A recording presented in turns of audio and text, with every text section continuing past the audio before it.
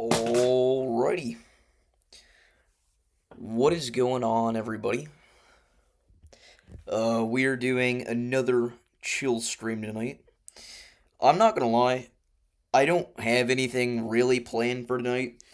Um, I'm just extremely bored.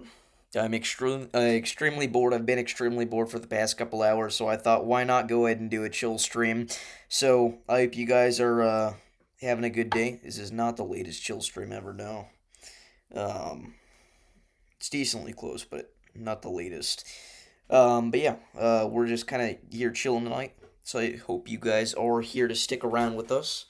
What's going on in chat, everybody? What's going on, Camp, Texan, and Brody? Again, we really don't have a whole lot to talk about tonight. Not really a whole lot to do. There are a couple of things that I want to mention. The main one being the new video that we posted, the Barnstall video. Did you guys like that style of format? It seems like a lot of people did. The video did pretty well overall, and I got a lot of positive comments, and even some suggestions for what we should do next. But I will say, what a lot of people don't know is that this was not the first video in that series. Exactly 1 year ago, on the day of me posting that, I did the Greenfield Tornado explained in 5 minutes. But yeah.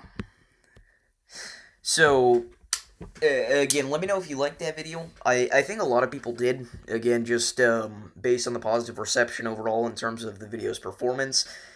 But I don't know. That doesn't always correlate to how people actually felt about the video. But yeah, I mean, outside of that, I do want to watch as the 0Z GFS model comes in here over the next couple of hours.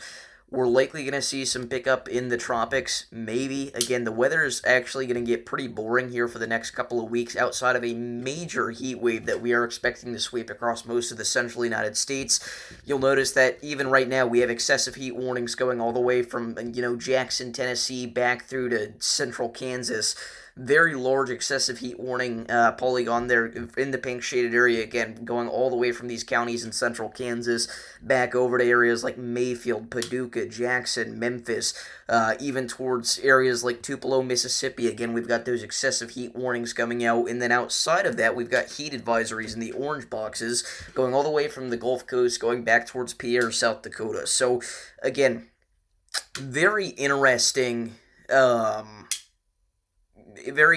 heat wave. Not necessarily record-breaking, or not certain that we can say record-breaking yet, but it is going to be big. If we take a look at the GFS model, and again, we can go ahead and use the 0Z for this, because I actually have not looked at this heat wave yet on the 0Z. We don't want to look at the anomalies, we want to look at the shaded. These are going to be basically your surface temperatures over the next several days, so you'll see, again, we're going to be sticking with that constant, 100 degrees, 105 degrees in the central and southern plains, 80s, maybe even some 70s in the Midwest for highs. But that is going to change quite quickly. As early as Thursday and Friday, we're going to notice a big change in the peak temperatures and even the lows across most of these areas. We're waiting for new frames to come in on the 0Z GFS right now, but if we go back to the 18Z, you can notice that those temperatures really do start to skyrocket again. This is Thursday evening. You're already looking at 105, maybe 110 degrees across much of central and southern Texas, but that's central and southern Texas. It's July. That's not too uncommon, but it gets worse. As you go into Saturday and as you go into Sunday, you're looking at those temperatures continuing to skyrocket, eventually reaching 105 to 110 degrees across much of Nebraska, Iowa, Kansas, and Missouri. And again, these are not your heat indices. It's not like these are your heat index values. These are just your actual surface temperatures. So pretty interesting stuff, but it gets even crazier as you go into late next week. If we take a look at days like Thursday and Friday, again, those heat indices continuing to move further north at that same intensity. If we go up to the north central United States, look at this. The Dakotas at 110 degrees on the 2nd of August. Again, these are not your heat indices. These are just your actual temperatures. Again, we are looking at potentially up to 110 degrees across much of North Dakota, which I do believe would be record-setting potentially. Again, I'm not too certain, but I can't imagine that the record would be that much higher that far north. Again, though, historic heat wave coming over the next couple of weeks, probably going to be one of the largest ones of the entire year. If we take a look at the Climate Prediction Center outlook here for the day 6 to 10 temperature outlook, you'll notice that area there that's shaded in the pink has a 70 to 80% chance to see above average temperatures. Or excuse me, a 70. What am I saying? Yeah, 70 to 80% chance to see above average temperatures there over the next week or so. Again, that ranging from portions of Indiana back into New Mexico, north to south, you go all the way from North Dakota to Texas. So, again, definitely going to be a pretty intense heat wave here. If we go back over to the Storm Prediction Center website and we look at the, I can't remember. We want to look at the possible hazards. I don't remember. It's also on the Climate Prediction Center website, right? Let's see. Yeah. So, if we go ahead and take a look at the 8 to... we don't want the 8 to 14 day. Guess that's all there is to look at, isn't there? Well, if we look at the 8 to 14 day outlook here, you'll notice that, again, you've got that extreme heat indice going all the way from portions of the Central Plains back over to North Carolina. Again, that is those are your areas where we think that there's going to be an extreme and potentially a life-threatening risk for significant heat. Again, you'll also notice that across portions of central Kansas, there is a ongoing drought may persist or worsen tag. That is definitely going to be a possibility as well. If we go back to the Climate Prediction Center's main webpage here and we take a look at precipitation, you'll notice that we're going to be below average across much of Kansas in the 6 to 10 day outlook. And even as we go into the 8 to 14 day outlook, a lot of the central and southern plains, again, not going to receive too much precipitation. Most of the areas that we're going to be watching for heavy precipitation are going to be the Midwest and the Southeast quadrant, as is typical with the summertime jet stream. The seasonal precipitation outlook here for August, September, and October did actually just come out a few days ago. You can take a look at the temperature and precipitation outlooks, but again, you'll notice most of the country there we're expecting above average temperatures to take place during the next couple of months, and then your precipitation outlook highlights kind of a highly below average amount of precipitation expected across much of the northern and central high plains. And then you've got, again, your above average zones there in the southeastern quadrant. Again, we're entering hurricane season, so probably going to get pretty intense here pretty soon. I will note, though, we are definitely off to a very slow start for hurricane season.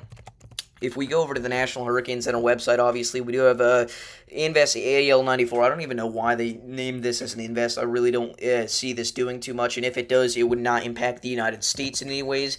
But if we take a look at the latest runs on most of the long-range models here, we go over to the Northern Atlantic, you'll notice that a lot of them don't even have this thing reaching tropical storm intensity. It's not just the GFS, the Canadian. We really don't have too much at all. Again, it has it getting down to a 1,013 millibar low, which would not even be close to tropical storm intensity. And then we go over to something like the European, and it has a very similar situation where it gets down to maybe 1,012 millibar low pressure system. So not a whole lot to worry about with that. And again, if we go over to the GFS, usually this time of year we're seeing fantasy runs showing these major hurricanes, especially early season during hurricane season. This time around, well, we're not seeing that too much in the Atlantic Ocean. It's definitely starting to see more tropical waves coming off the coast of Africa, but nothing super impressive, and nothing that necessarily signals to me that, hey, we're going to have a major hurricane or even just a hurricane at all over the next couple of weeks. Again, perhaps a couple more weak tropical storms like what we've been seeing, but obviously, this is not a set-in-stone forecast. It is just the trend of many of the long-range models showing something like this is somewhat indicative of perhaps, a below-average hurricane season for the next few weeks. So we'll see what happens. Again, obviously, hurricane season here in the Atlantic's kind of gotten off to a slow start other than with the Central Texas flash floods, if you consider that to be related to Tropical Storm Barry. But What is going to be quite active over the next couple of weeks is the Eastern Pacific. Again, the GFS here likes to highlight multiple tropical systems coming off there at the coast of Central America. One in particular it's been quite consistent on. Now, this is about 200 hours out, but still, a 961, getting that all the way down at a 955 millibar low pressure system at multiple points in its life cycle. And then after that, another system likely reaching hurricane intensity. And this actually could be a problem for portions of Southern California if something like this were to play out. Now, obviously, again, we're getting to the very end of the GFS run, so it's not necessarily super reliable, but again, it does actually have this tropical system here, at least maintaining, kind of that tropical wave status as it makes its way up to portions of California, so that could potentially bring some precipitation. So we'll see what happens, but again, I don't necessarily see too many streams in the near future here, at least severe weather coverage streams. Again, perhaps more just kind of chill streams like this, but again, the weather is going to be quite inactive here for the next couple of weeks, and there's not much doubt in my mind on that. Obviously, we're not going to be looking at any sort of wintry weather potential. Severe weather's really not going to be any point of contention or concern. Again, the next few days in particular actually do look quite big. Specifically on Tuesday here, we actually do have a day 3 slight risk of severe weather highlighted from northern sections of Wisconsin back through southeast North Dakota. It looks like we're probably going to end up seeing a high-end MCS, and I don't want to throw this word out too early, but potentially a derecho-like event out of this system. Now, whether or not it will be classified as a derecho is impossible to know at this point. By the way, just now a flash flood emergency issued for the north side of Vandalia, Illinois, near Avena, near St. Elmo, Illinois. Again, this is a flash flood emergency, the highest level of flash flood warning that can possibly be issued for central Fayette County. Again, the National Weather Service in St. Louis, Missouri has issued a flash flood warning for northwestern Fayette County and south central Illinois. Law enforcement reported thunderstorms producing heavy rain across the warned area. Flash flooding is already occurring. Again, flash flood emergency for Vandalia. Seek higher ground now. Again, if you're out here, make sure that you are avoiding driving at all costs. Again, a flash flood emergency is not common whatsoever. This is the highest level of flash flood warning that exists. I believe this is one of the first flash flood emergencies of the year in the state of Illinois. I'm not certain on that, but I think it's either the first or the second. So, again, if you're out here in this area, make sure that you are staying safe and seeking higher ground if at all possible. I was actually watching this quite closely. Again, this area has been slammed by heavy thunderstorms all day long, so this isn't super surprising. Even if you look at the St. Louis radar here, which is quite far away from, I guess Lincoln's a little bit closer, isn't it? Or it's a little bit more updated, that's what it is. If we look at the Lincoln radar, which is actually very far away from where this is happening, you'll already are able to note that you've got over 7.5 inches of rain accumulated in some of these spots here, estimated by the radar site, and we've got more heavy precipitation over the next couple of hours that is likely going to be quite detrimental to the city of Vandalia here. So we'll continue to watch this overnight. Again, I don't see this being a long-lasting, significant to catastrophic flash flooding event, obviously, but definitely a short-term, very significant threat out here. So if you're out here in this area, make sure you are seeking higher ground immediately.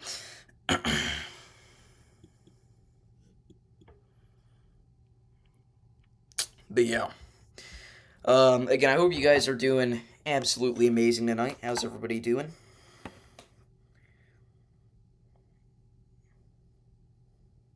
What happened? There's a post.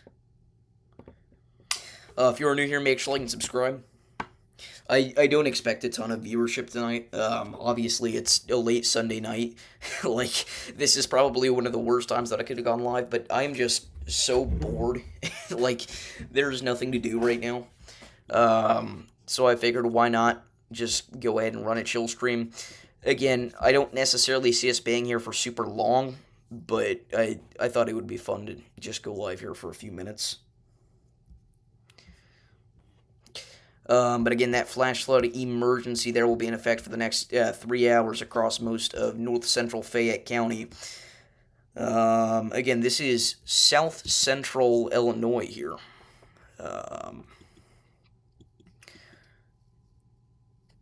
which this area actually did have a highly elevated flash flooding risk today, although it wasn't high. I guess it was a moderate risk, wasn't it? I did not realize it, but we did actually receive that moderate risk of excessive rainfall across most of central Illinois, northern Missouri, and southwestern Indiana today. And again, this is not like just it's been, it's one day of heavy rainfall. This has been constant over the past several days. It's not necessarily anything even close to the degree of what's been happening in central Texas. But again, if you've been watching up here around south central Illinois, in this little area here in particular, you will know that this region has accumulated over the past week in localized regions close to 30 inches of rain. Now, obviously, that's over the course of an entire week, but still, eventually, that is going to add up. And again, you can only have your gauges, you're not going to be able to withstand that for more than, a very long period of time. I don't know what I was going to say, but again, it's only so long that you can sit there getting constant day on and day off heavy rainfall. I mean, it's um, pretty crazy.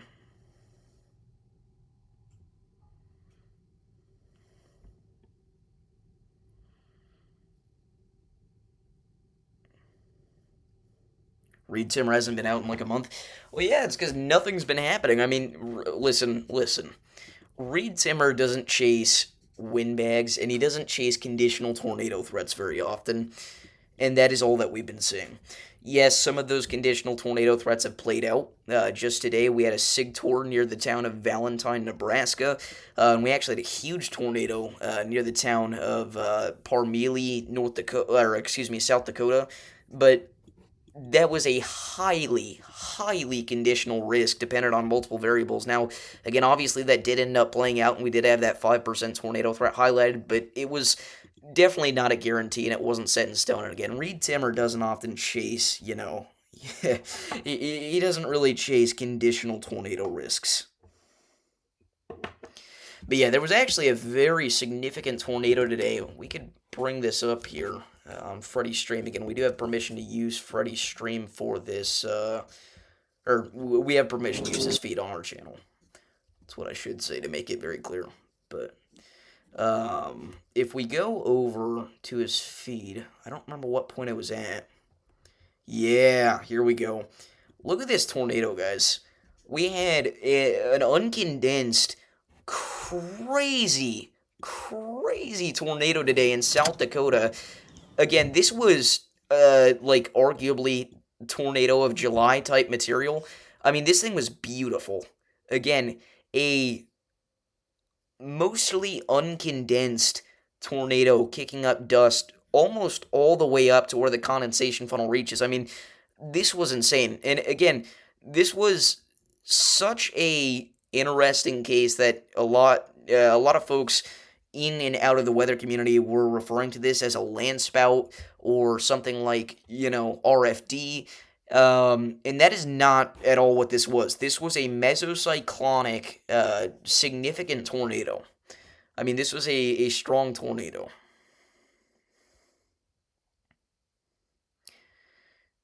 I mean, look at this. I mean, this is beautiful. Again, I would call this Tornado of July. I don't really think there's any other competition because we haven't had too much yet. Other than that, like, rain-wrapped tornado in Nebraska the other day. But yeah, Freddie and Connor definitely cooked today with this one. And we will actually have a conditional significant tornado risk tomorrow across portions of Nebraska. Tomorrow's much more conditional than today's, and it's mainly going to be dependent on the development of outflow boundaries. If we go over to the central United States here, and again we're gonna do the Andrew Griffiths. We're gonna cherry pick a sounding. Once the three, I guess does the 3Z just not want to cook? Or was it the 0Z that we had? I think it was the 0Z that we had cooking on the Central Plains tomorrow. Hold on. Because the 2Z doesn't go quite far out enough. Yeah, it was definitely the 0Z. Because it was... Come on.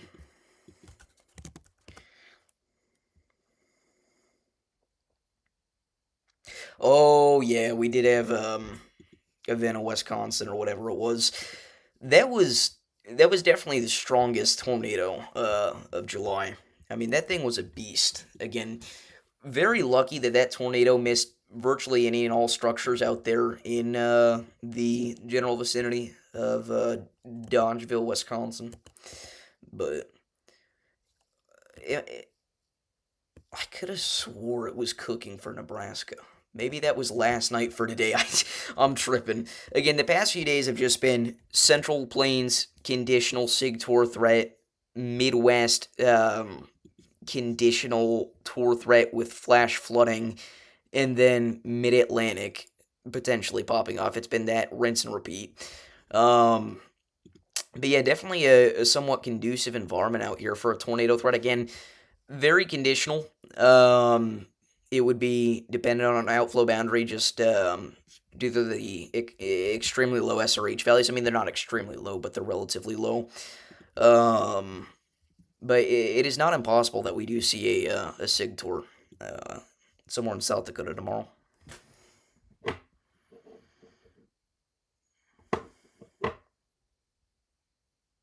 You missed every single tornado on live streams this year besides Sauk City. I don't think you've missed every single one.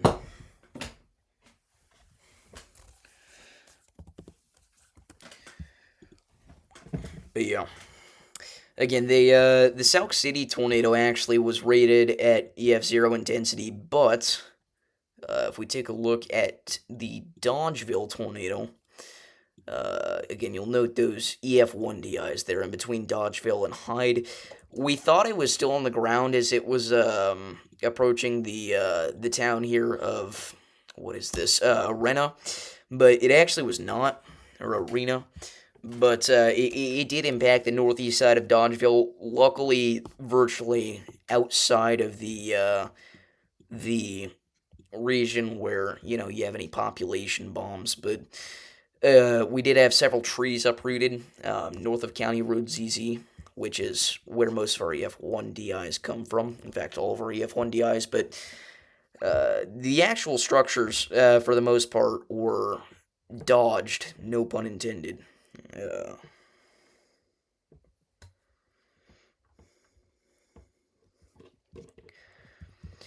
Yeah, I mean, it was definitely it always had the potential to be a SIG tour risk, and it just played out. We did have the Davenport tornado, which wasn't necessarily all that photogenic, but it was very strong. Um, I suppose you could argue that this was the strongest tornado of July so far.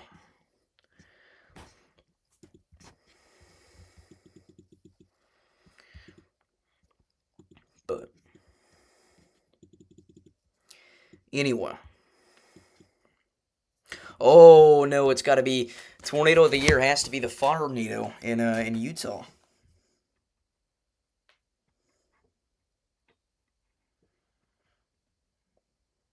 No, you did. Yeah, you did. Which I maintain that it should have never gone Tory, but what can you do?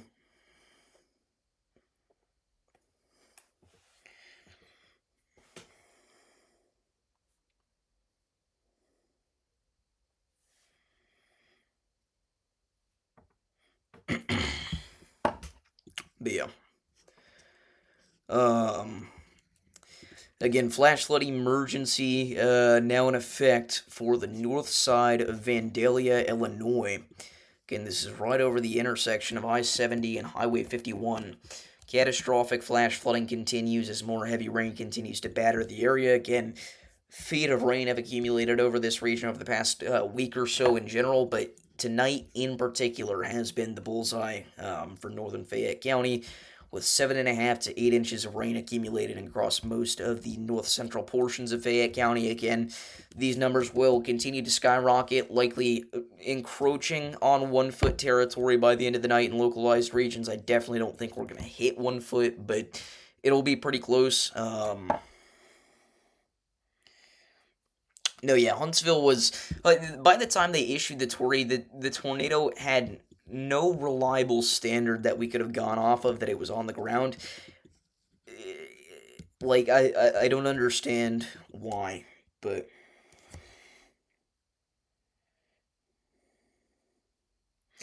Well, and again, it just came out of left field. Like this was, I mean, it was a strong tornado, yes, and it was briefly violent, specifically whenever it was shifting the Dom 3 and such. But in general, like, you know, I don't, I don't, I don't understand.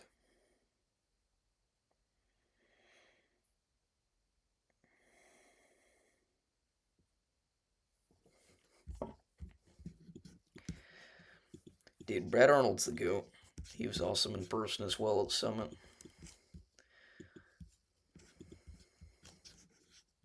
Again, unfortunately, probably not making it out to Denver for Summit 26. But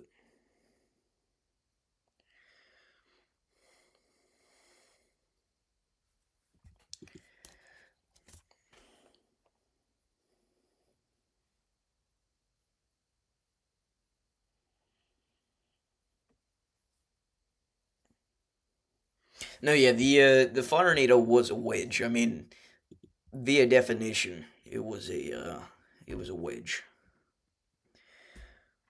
But again, I don't agree with the EF2 rating, but it is undeniably pretty awesome. um,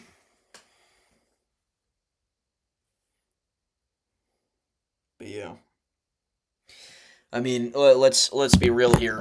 You know, NWS. Oh, Elaine with the renewal of the 6 month membership. Hi, Davis. Good to see you. Thank you for that renewal. By the way, we will have a new members only video dropping probably late this week, if I'm being honest. So thank you for becoming a member. If you do want to become a member, make sure to do so by clicking the button next to the chat or the link in the description in all of our videos. You get access to members only perks such as exclusive videos. You get access to shoutouts at the end of every forecast and custom stickers to use in chat and more. If you don't want to become a member, again, you can do so by clicking the button right next to the chat, such as Elaine did for the past 6 months. Thank you so much. But W's in the chat for Elaine. How's it going, Jim? Yeah, thank you so much. But yeah, I genuinely don't understand how we rated this EF2 off of roof damage. I don't remember what National Weather Service is this. This has to be Grand Junction, right? Does Grand Junction go into Utah? The NWS office zone? I don't remember. Does anybody know? Or is it? It's definitely not Salt Lake City, but I don't know. Yeah, it is. It's definitely Grand Junction, Utah. Because the here, let's just look at the hazardous weather outlook. I guess we don't know what county it is. Does anybody know what it is? No, everybody does. Central Illinois is.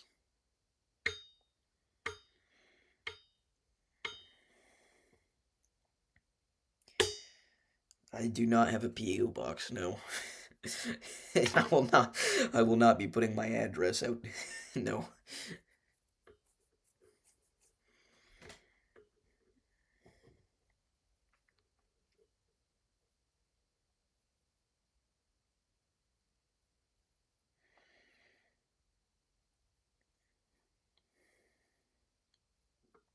Maybe we can finally have a below average hurricane season for once.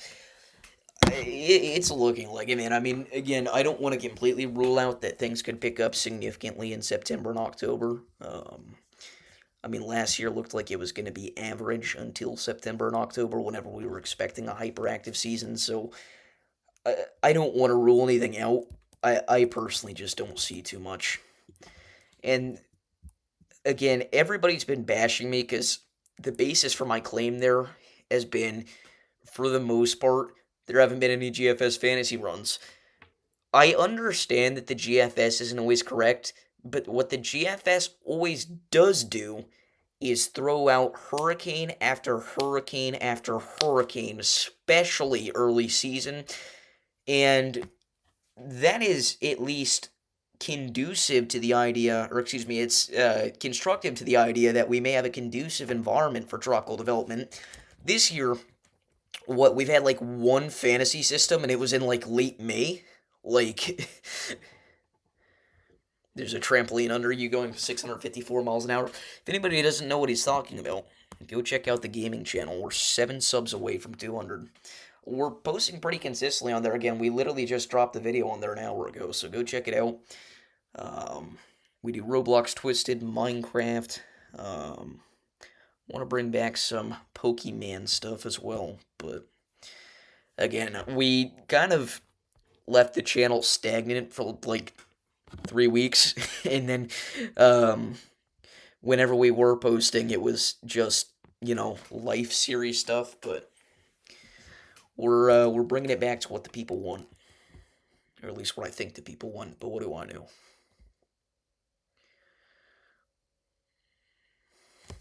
Speaking of Minecraft, the Proto Manly's mod got the Hurricane update.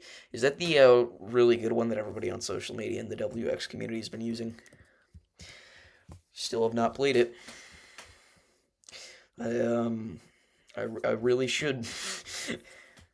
I like the terrible natural disasters mod. That's about it.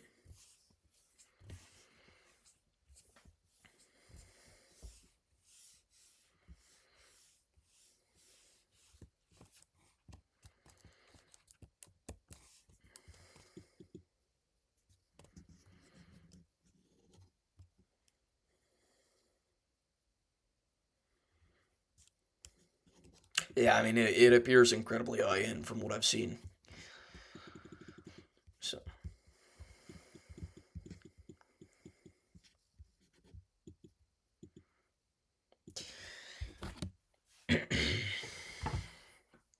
but yeah.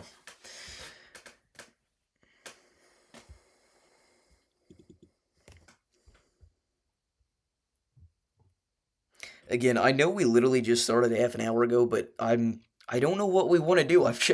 I'm just so bored, which is the whole reason that we're here to begin with. Like, there's nothing to talk about, nothing to discuss in a friendly manner per se.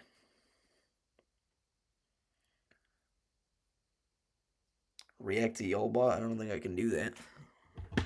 Think the big man Ryan himself would copyright claim me. That might be kind of awesome though. Didn't realize Freddy was playing this whole time. Good thing his audio wasn't.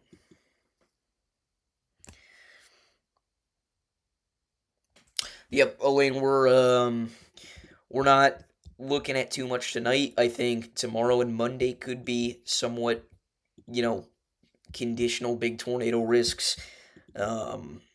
And then outside of that, I mean, we're just chugging along. I think things actually are going to calm down here pretty soon in terms of a severe weather threat.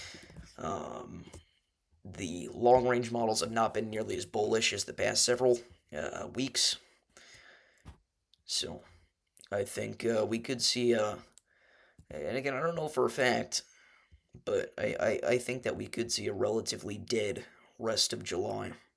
Other than that doggone heat, again, if you are out here in the central or southern plains, or really anywhere, like the Midwest, the Central Plains, the Southeast Quadrant, just because it's the Southeast Quadrant, get ready to just die in a pool of sweat. It was very graphic, but that's what's gonna happen.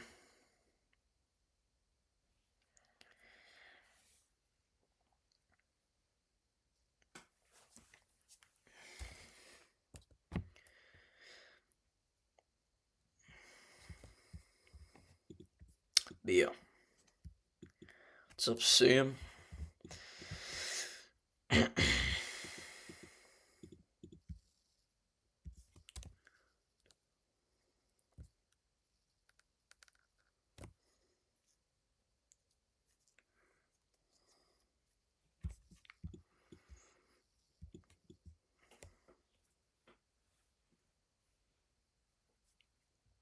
Like my tornado documentaries?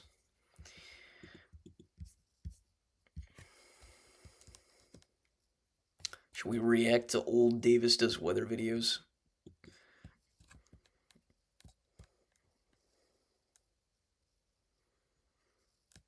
cringe warning.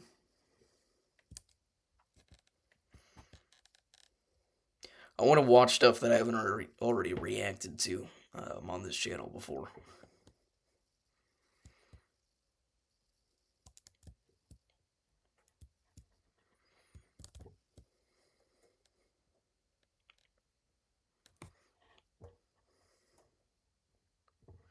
No, everybody's seen the Whataburger food review. Everybody's seen that. Ignore my voice crack. You know, Airborne might remember this. We never, we never did, part 2.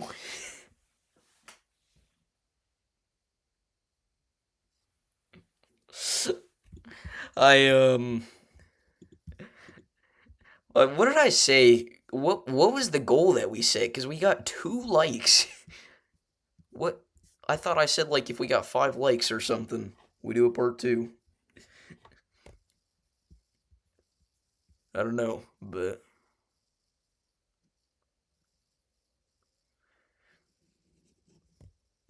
Dude, this game was low-key peak back in the day.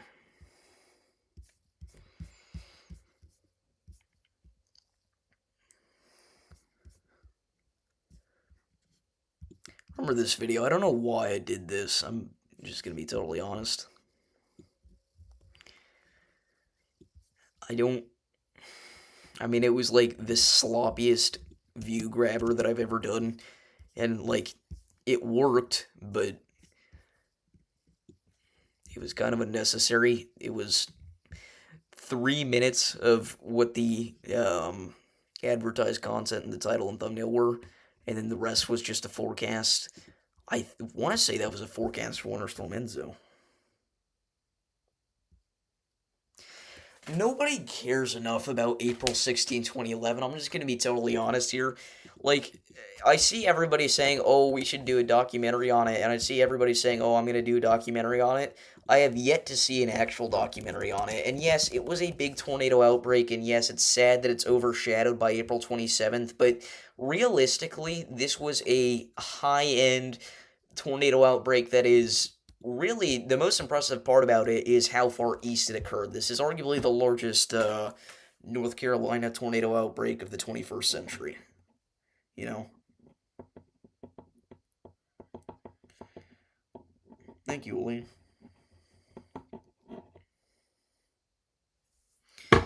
But yeah, I will say, what I do want to talk about is April 26th. Ugh, I can't stop it. Okay, I'm just going to stop pointing it out. I want to talk about April 26th, 2011, because this was legitimately a super outbreak. Now, obviously, it's overshadowed for, just causes, but it's also worth noting that April 26, 2011 is, in part, the reason that April 27th, 2011 was so big.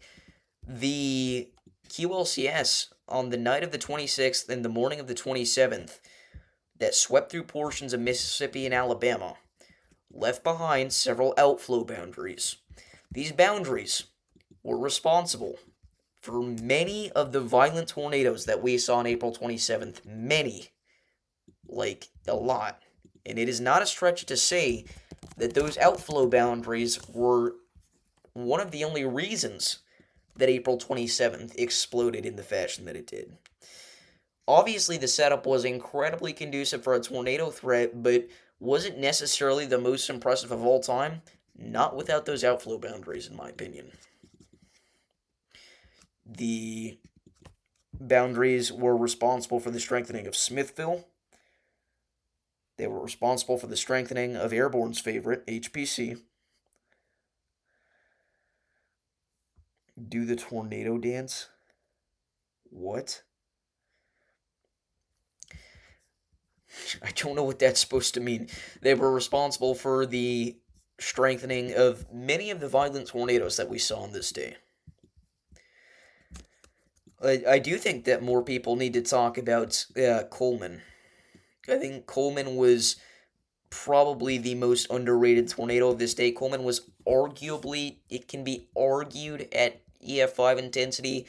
I wouldn't, or an EF5 rating. It was obviously EF5 intensity, but I wouldn't shoot for an EF5 rating based off of the damage. Um, and DAT doesn't necessarily, excuse me, ugh, DAT doesn't necessarily everything that we want to see. But if we go up here, I have not looked at the damage indicators on DA2. Do they have any of the good ones? They don't. But here is a good example of the destruction. This was one instance of tremendous home slabbing, tree debarking, uh, etc. on the track of the Coleman tornado.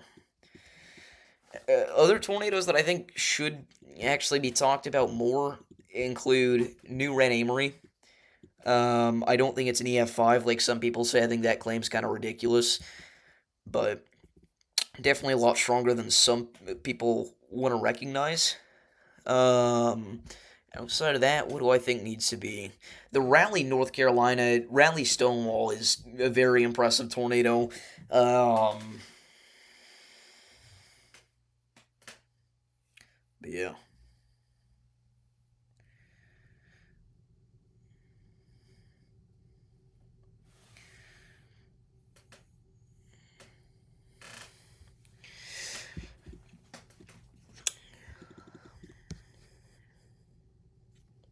And I'm going to be honest, I think you could take away some of the attention from. I don't want to say you should take away attention from Tuscaloosa, Birmingham, because it was the largest tornado tragedy in Dixie history. But I think if you had the option of giving a tad bit less attention to Tuscaloosa, Birmingham, and a little bit more to Coleman and, Raleigh and New Ren Amory, I think I would press that button if that was a legitimate offer.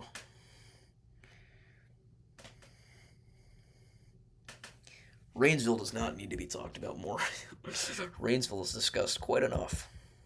I do think it's underrated, just because now it's trendy to say that Rainsville was a low end EF2, and it obviously was not. Rainsville was, again, I've exerted this opinion before, it was obviously EF4 190 at a bare minimum. People want to say that it's EF2, it's EF3, and part of the reason people do that is it's a weird situation where if you take the opposing side of that argument and you say, no, it was an EF4 or an EF5, people call you dumb because they assume that you haven't looked at the damage track for some reason. I think part of that, in part, it comes from the fact that, yes, maybe it didn't deserve to be an EF5. I think EF4 190 would have been more suitable. But if you say it should have been an EF5, which is a lot more reasonable to say than it should have been an EF3, you get just clowned on. So nobody wants to take that position. Mr. Twister, yeah, you can help me with this.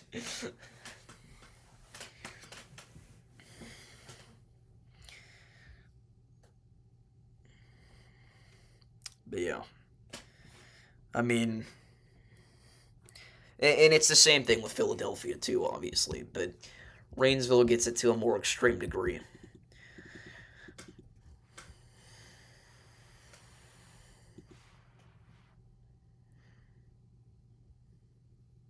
I don't know about that, Gabriel, but it sounds consistent with the tornado's intensity, so I'd believe it.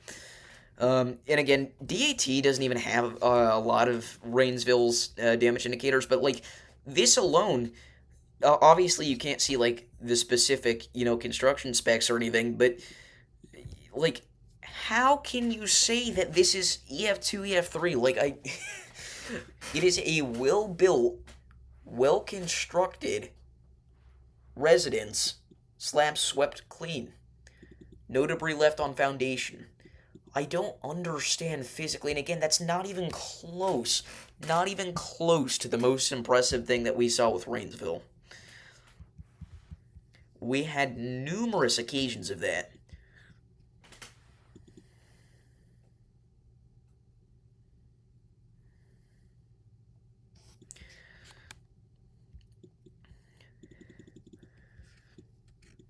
What is the most underrated tornado of 2025?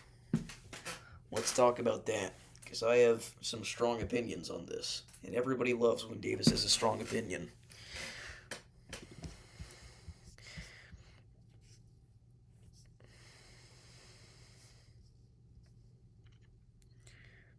Selmer, that is fair.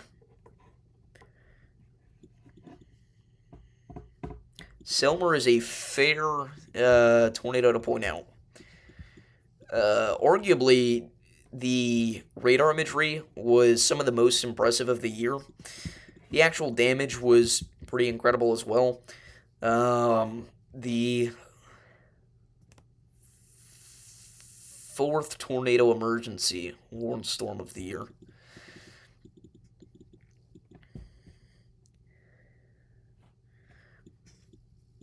Slatersville, yeah. Slatersville, Mississippi. Ooh.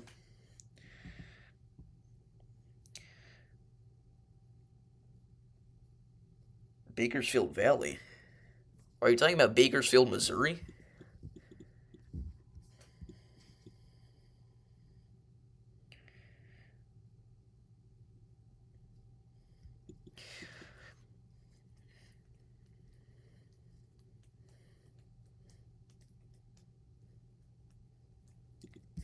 Yeah, nobody liked it whenever I said this, but Plevna, and again, whenever I say this, people get confused what my claim is.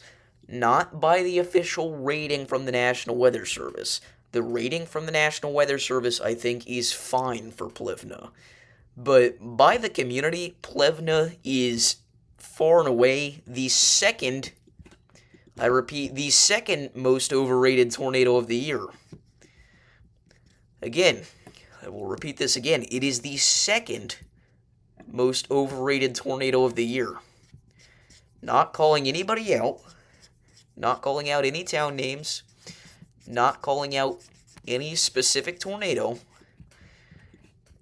but Plevna, by the community, is the second most overrated tornado of the year. Again, I'm not talking about the damage rating. I'm talking about the community, how the community perceives it. And I'm just going to be honest here. The third most overrated, in my opinion, again, one is he who shall not be named, and then two is Plevna. I would give three, and nobody's going to like this, but I would give three to Enderlin, North Dakota. I really would.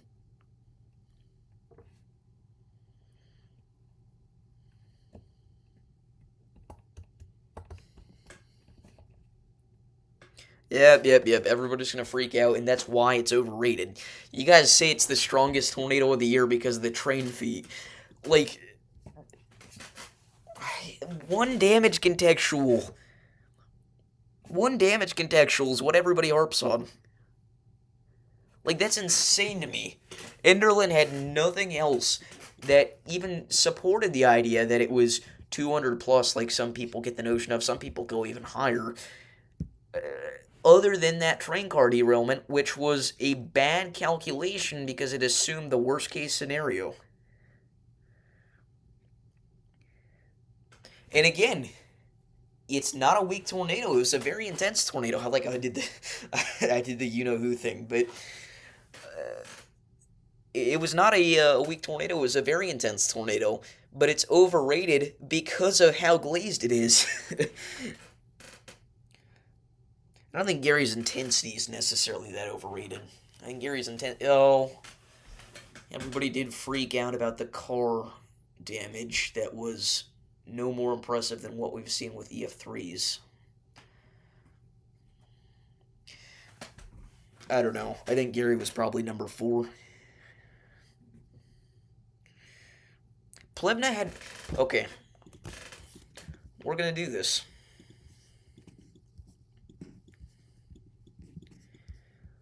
We are going to go... Zoom in. Where the frick is Plevna? We're going to look at Plevna, Kansas. The radar imagery. We're going to go to May 18th. we need to take a look at, we'll say we started at 22, 23, and we'll do 23. Well, we'll bump her down to 22. And then we'll throw you at... Holy cow, how many radar scans were they throwing in here on May 18th? Gosh. What? It said we were good.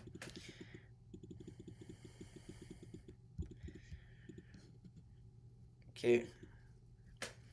We're going to look at this. We're going to look at velocity.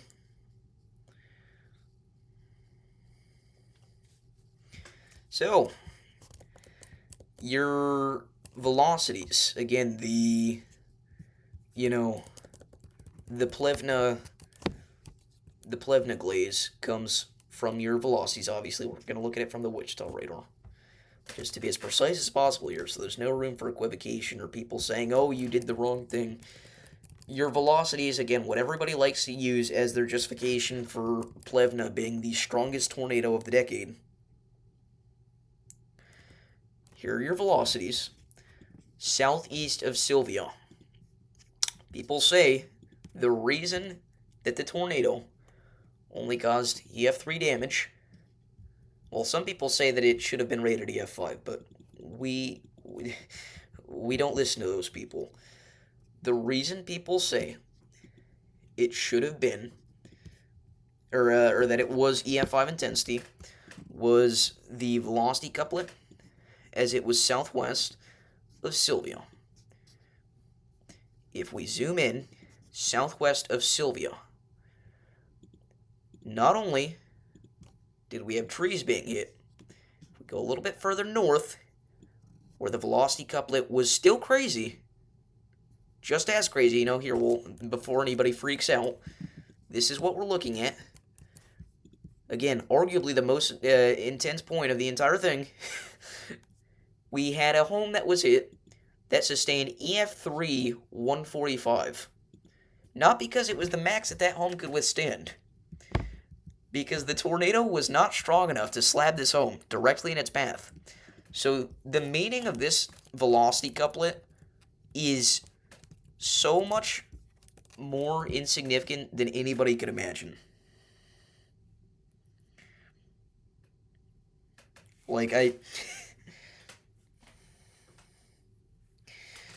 And that's why I don't submit to the Plevna glaze.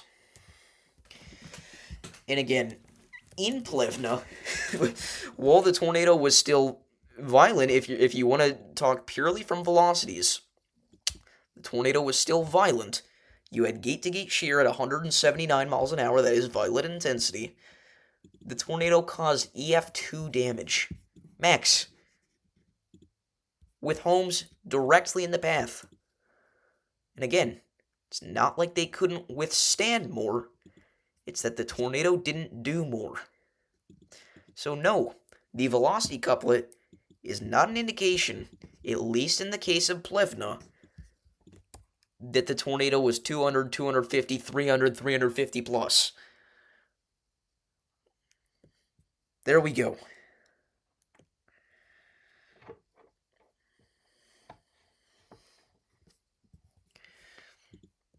But anyway, after my little rant there, that was fun. That gave me something to do. It's the first time I've been entertained in like the past hour.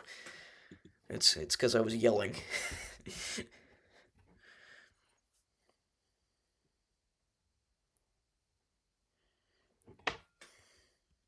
Whistler, Mississippi's the most underrated tornado of the year. See, I don't necessarily know if it was the most underrated, but the fact that it got hit like 4 months in a row, it got hit in December of 24 by a SIG-Tor, it got hit in January of 24 January of 25 by a SIG-Tor, it got hit during February of 25 by a SIG-Tor, and it actually got hit, or nearly hit anyway, during the March 15th outbreak.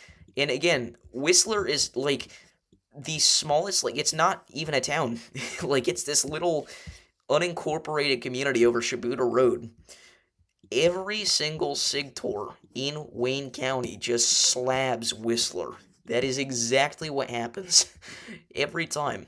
And again, Whistler got hit by a Sigtor during the December 28th outbreak. And again, these were the only Sigtors during the entirety of, these time frames. It's crazy.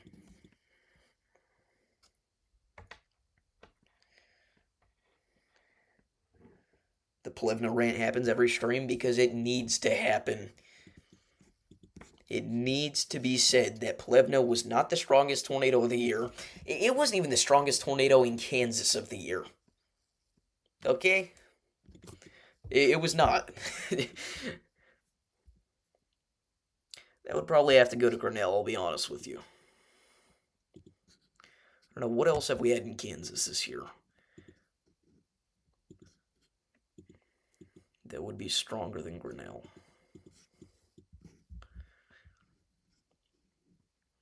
Obviously Greensburg, but I don't know if Greensburg was necessarily stronger than Grinnell.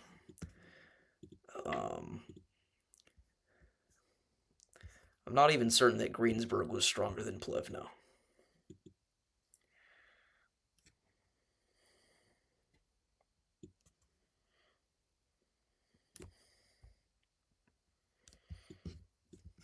But Grinnell was a beast on a whole nother level. And, uh, like, again, Grinnell, the velocity couplet being less impressive than at its peak intensity, we still saw more impressive damage than what we did with Plevna.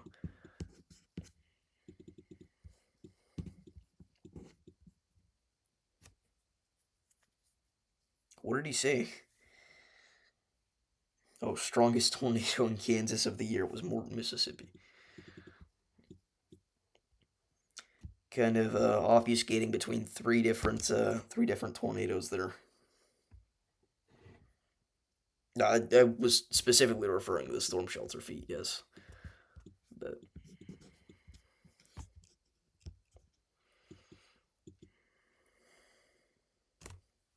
if you're new here, make sure to like and subscribe.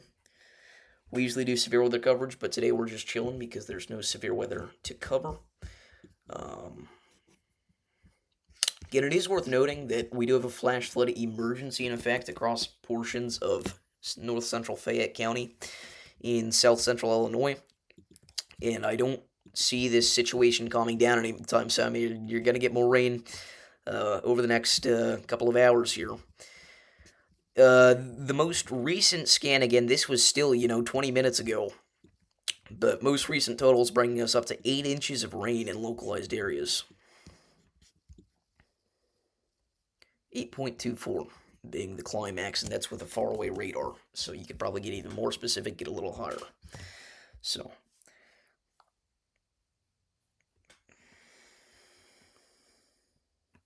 what are my thoughts on tornadoes risk for Nashville tomorrow? Bogus. There is no tornado risk for Nashville. You are technically in the marginal risk of severe weather, but I would doubt any sort of tornado threat.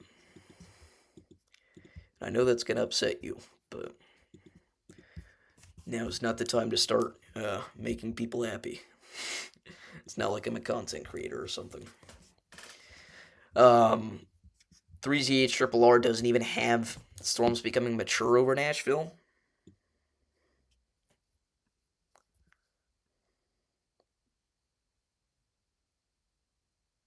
Oh, he didn't say tornado.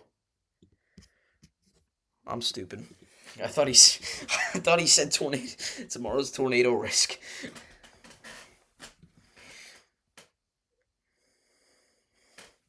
Muffle.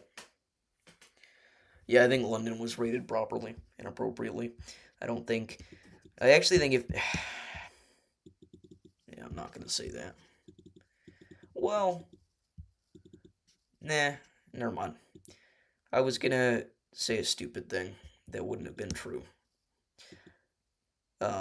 I was thinking that London was 185 for some reason. London was 170, was it not?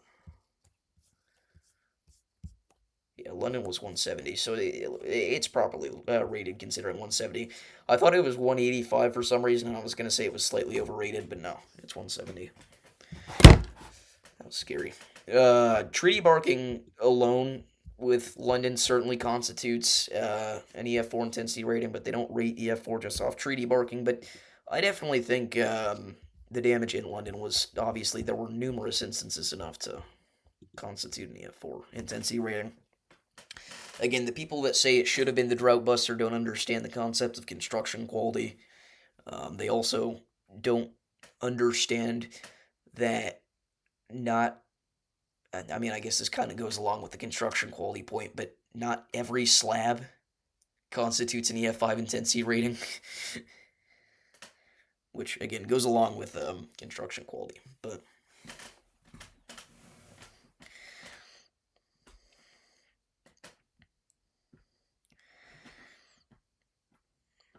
I've not traveled outside of the country because I don't have a passport. Yeah, if you go over to DAT, by far the most impressive track of the year is London, not because it was super long or anything. It was decently long, but see, people are going to take that out of context. But the number of DIs on the south side of London, the number of DIs on the south side of London that got rated at EF4 intensity, EF4 170 in particular, is ridiculous. I mean, these are like, it's nearly as many as Greenfield had, if not more. And again, even in Somerset, we had, do we not have any EF4 DIs in Somerset? I thought we did. Maybe I'm just silly. I'm just a silly goober. But again, the treaty barking was ridiculous. By far the most impressive treaty barking of the year.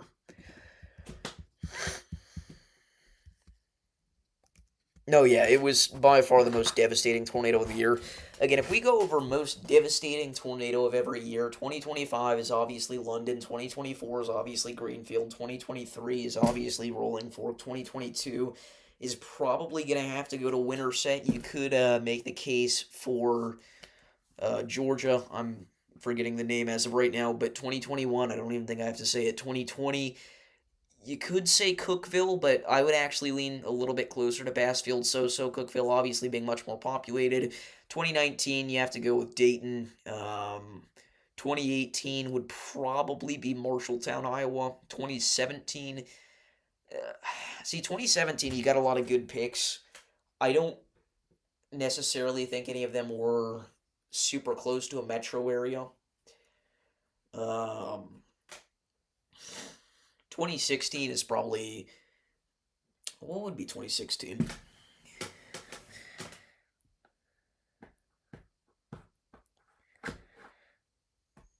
Yeah, no bias there, right, Otter? No, yeah, 2024 is Greenfield, obviously.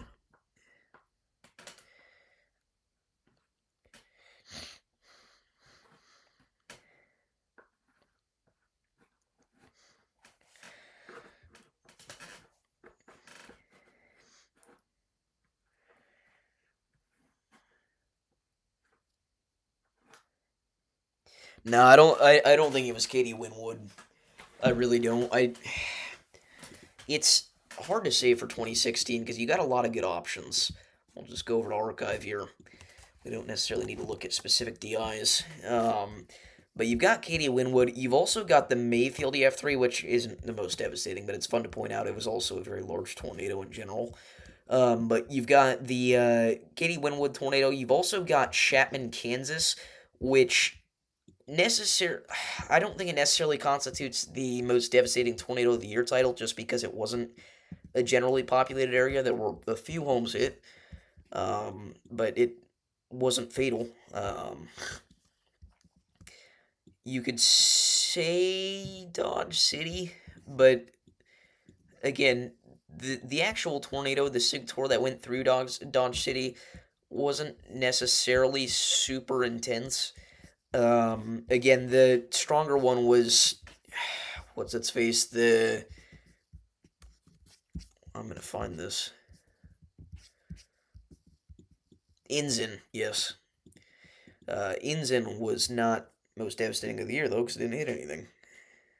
Yeah, 2015 is going to be Rochelle Fairdale. 2014 is going to be Bologna. 2013 is going to be El Reno. Um, and I, what did somebody say? Some, oh,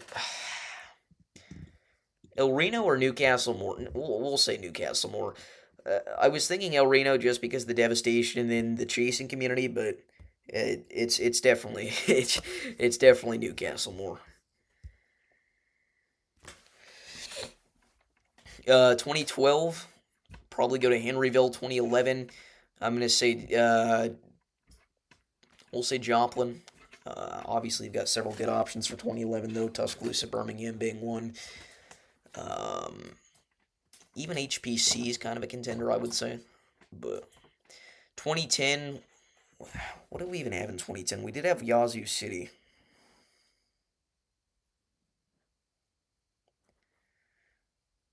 Nah, bro, I was talking about 2013. Oh, well, okay, never mind. Me confused. Me confused.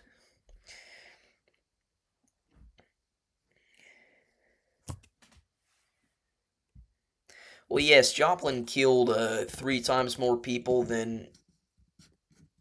Wait, what are you? It didn't kill 3 times more people than Tuscaloosa, Birmingham.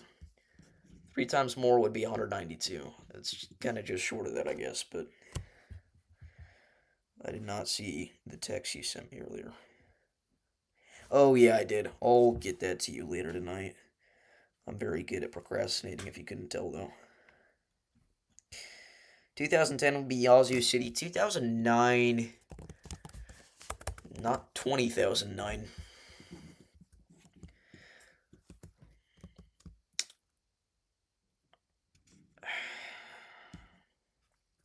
What would 2009 be? I don't even remember. Oh, Murfreesboro, yeah. It's definitely Murfreesboro for 2009, I'd say. What was the other EF4? Ardmore. I thought it was Ardmore. I guess Ardmore was 4 times as fatal, but yeah, I don't know. 2008. Uh, 2008 is probably going to be Parkersburg. You also had the Clinton tornado, which was the longest tracking, and actually was a little bit more deadly than Parkersburg, but in general, we'll say Parkersburg. 2007 is going to be Greensburg. 2006 is going to be. Oh, that was another bad one. 2006 would probably be the tornado that we had near Monroe City. You also had this tornado, Murfreesboro. I would probably say Monroe City. Oh, well, I guess you also have the April 7th outbreak, don't you? Hendersonville is pretty deadly. I think we'll say Hendersonville, Gallatin. 2005. Why is everybody like 10 years ahead of me? 2005 is. What is this? Is this Dawson? No, Earlington. Never heard of this tornado. I'm going to be totally honest. Oh, Evansville. This wasn't. This was the overnight one. Yeah, it's going to be Evansville for 2005. 2004. Oh, 2004 has to be Hallam. No way around it.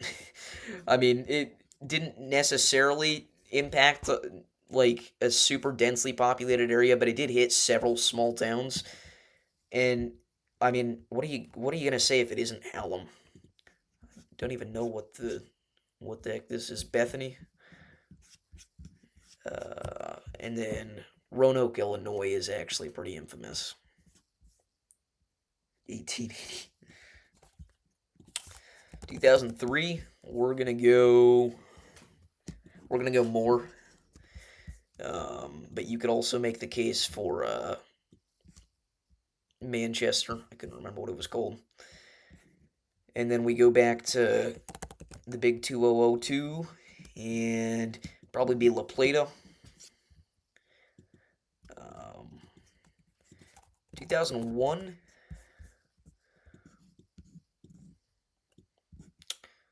2001 wasn't a super significant year overall. What was this? Oh, this was Metcalf Cleveland. I have heard of this. But what else do we have?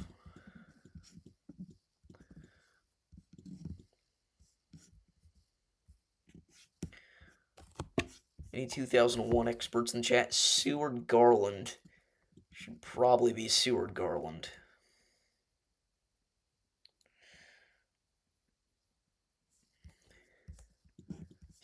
Yeah, I wonder what it'll be for 1999.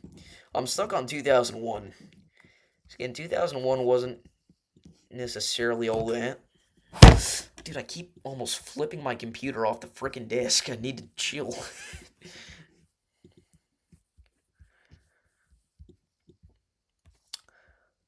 I guess we could give it to Metcalf. Couldn't think of what it was called again. 2000. We did have the Tuscaloosa tornado. I don't think this was. No, it actually was decently deadly. 11 fatalities. Yeah, it'd probably have to be Tuscaloosa. 1999. I wonder what it is, guys. I think it's Mohole. Yeah. No, it's. I don't know. 1998 would probably have to be the Birmingham F5. Ooh, just saw a nice flash of lightning outside my window. Probably the Birmingham F5. 1997. Don't know a whole lot about. Oh, cut that out. Cut that out. Cut that out. Cut that out. Cut that out. Cut that out. Cut that out. Cut that out. Nope, didn't happen. Didn't happen. We're gonna end stream here, guys. That didn't happen. That didn't happen. That didn't happen. That did not happen. I was not questioning what was the most significant tornado of 1997. That didn't happen. That did not happen. Don't worry. I would never do that. Ever. Come on, guys. What do you think of me? 1996 would probably have to be Oakfield.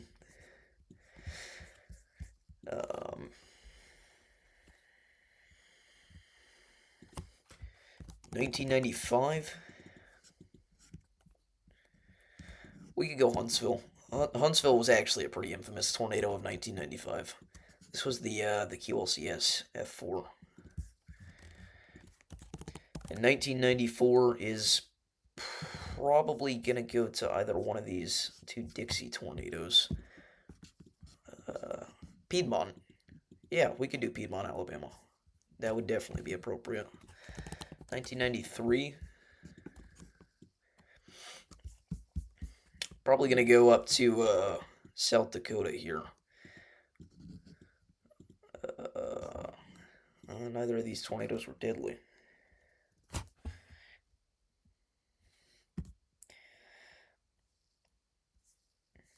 (1993) was Catoosa. See, I've heard of Catoosa. I don't know where that's. Is it the Tulsa? Yeah, it's the Tulsa. Okay, we can do Catoosa. I do know a little bit about Catoosa. 1992. I think this wasn't Fergus Falls, but it was Leota. But I don't think that's going to be the most devastating at the end of the day. I think it's got to go to the this boy here in Mississippi, which I do know about this one, but it doesn't have a widely agreed upon name. Some people call it Carthage Ackerman, some people call it Brandon. I've heard some people just straight up call it Jackson, which I think is a little silly considering it's it's pretty decent proximity away from Jackson. But we'll probably do that one. 1991 is gonna be Andover. 1990 we'll throw to the Udall, Kansas. Or sorry, Heston, not Udall. You freaking idiot. Udall was in the 50s. 1989.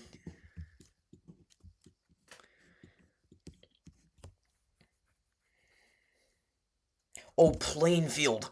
No, yeah, it's Plainfield. That's my fault. That's my fault, gang.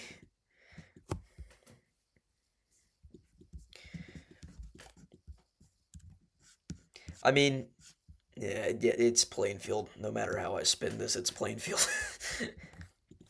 1989.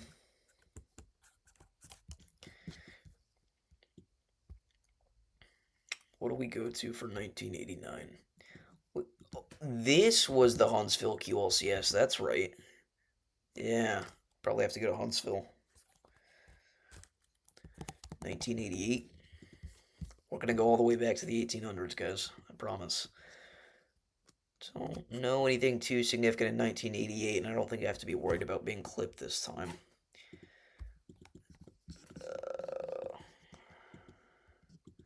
This rally tornado looks pretty significant. We'll go rally. 1987 is going to be the Mount Yellowstone just because of its historical significance. I guess we're talking about most devastating, though, aren't we? So, with that in mind, we'd probably go over to Laurel, in all honesty.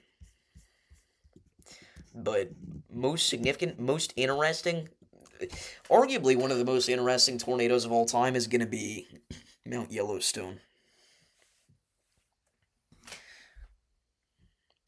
I'm going to say 1987 was definitely a pretty boring year, though, outside of that.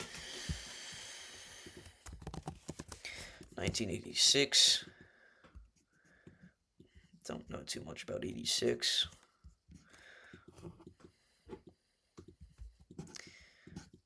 Only had 15 fatalities in total. So, nothing super heavy metro focused. I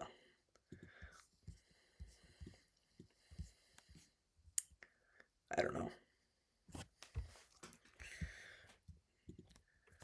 19. I'd see you guys making the 74 jokes. 1995.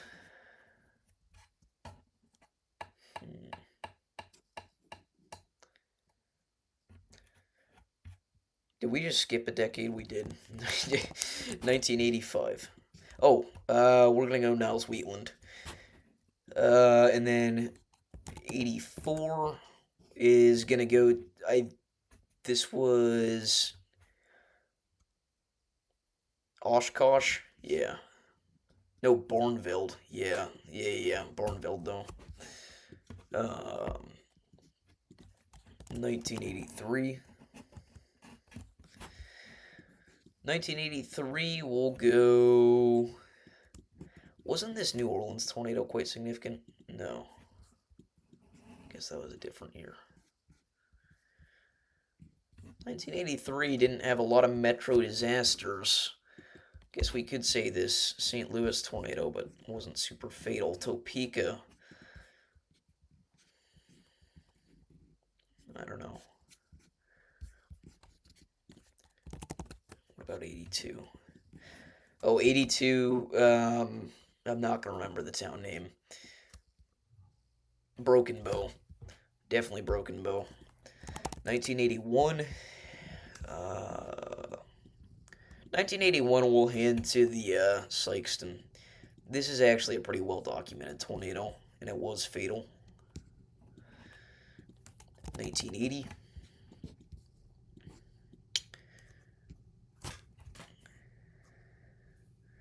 What do we have in 1980? Oh, Vandergrift was in 1980, okay.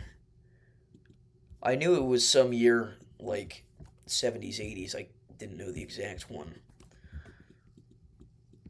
I'm going to be honest, I don't know too much about Vandergrift, but I have heard the name thrown around.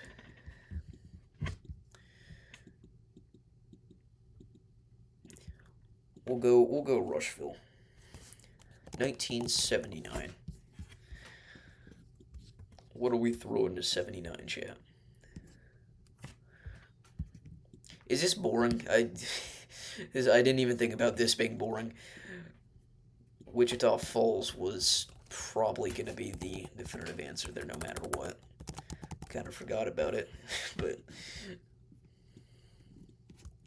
78, what was this?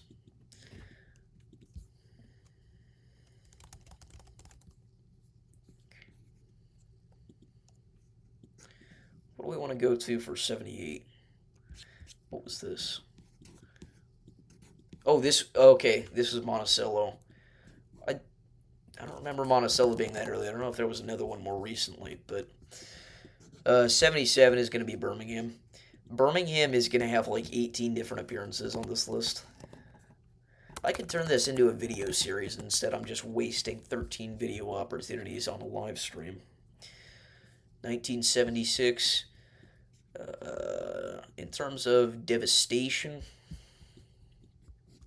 again, we're not going to go with these. Oh, we could do Brownwood, Texas. I guess it wasn't fatal though, so that would be kind of ridiculous.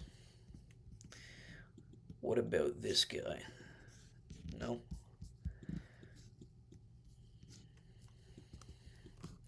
What do we want to do for 76, guys? We won't go too back. We won't go too much back further. One, because the data starts to get inaccurate, and two, because I know you guys are getting bored. There's no way.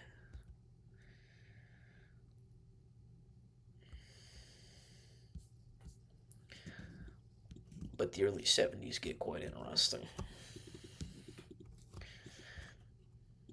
I don't know, we'll skip 76, 75. See you, Brody.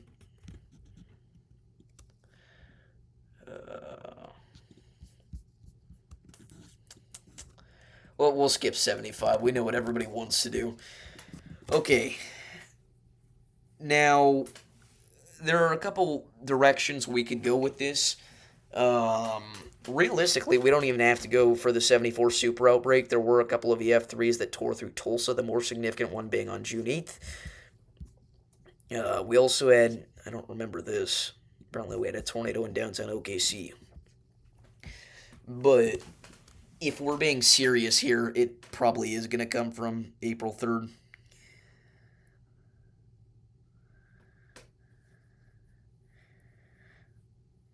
Well, we're talking about devastation here. I mean, would it be Xenia? I think it might be Xenia.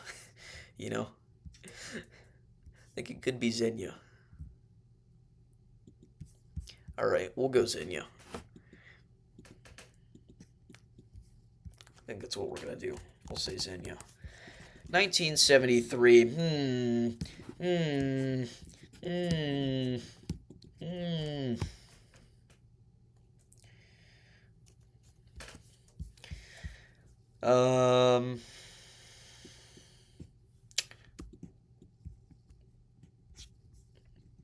Oh, this. I need to stop second guessing myself. Rock Springs is not the most devastating, but if you haven't studied Rock Springs, I would actually highly recommend it. I thought there was a different Rock Springs. I think I'm being trolled. Aha! This is the Rock Springs that I know.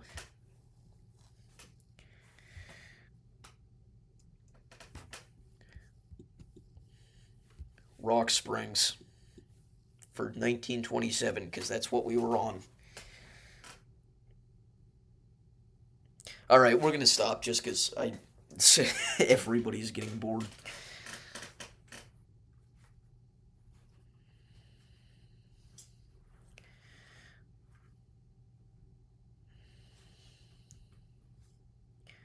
Well, 1880 is going to be there was the F5 in Illinois, Taylorville. I don't know how I can forget that whenever that is literally an hour away from me. But then I can remember that there's 2 Rock Springs, Texas F5s.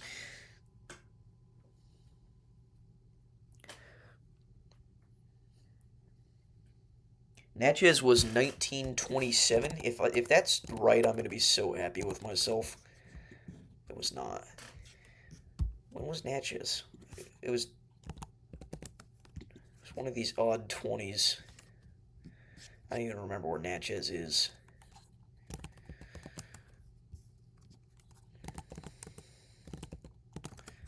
Where's Natchez?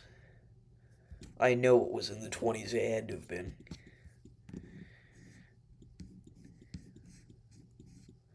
Oh, are you talking about the Natchez F5? That was in 66, I think. No, that was Candlestick Park. What year was the Natchez F5?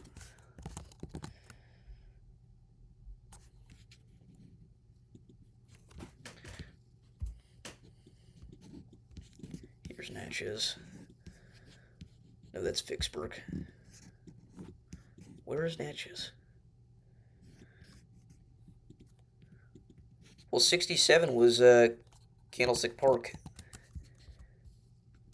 Or no, that was I am so confused. I really am. Where it's not 1967. All right, bro, 6-7. Anyway, what does 0ZGFS look like? Come on, Hurricane. Come on, Hurricane. I think even people on the Gulf Coast want to see some activity by now. Like, at least the weather enthusiasts on the Gulf Coast want it.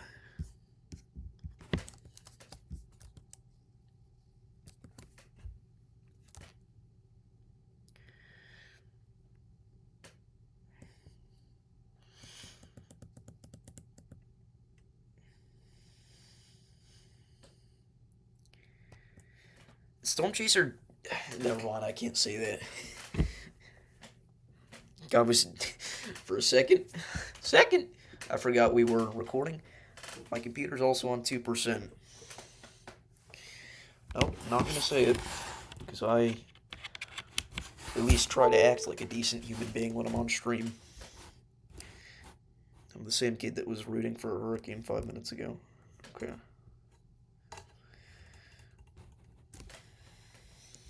I was not actually rooting for a hurricane, by the way. That was a joke. Just to clear that up.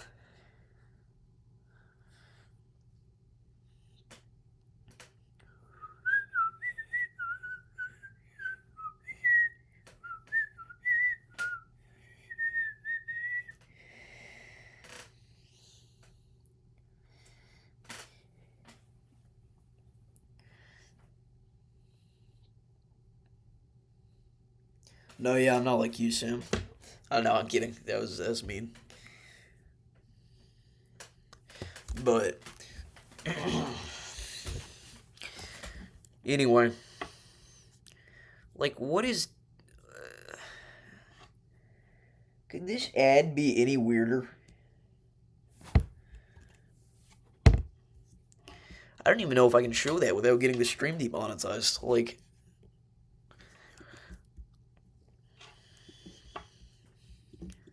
click it? Nah.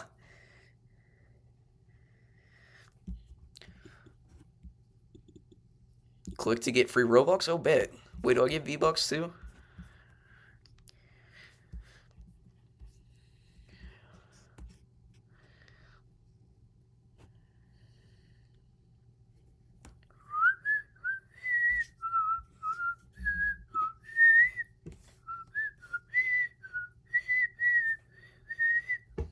Props if you know what song that is.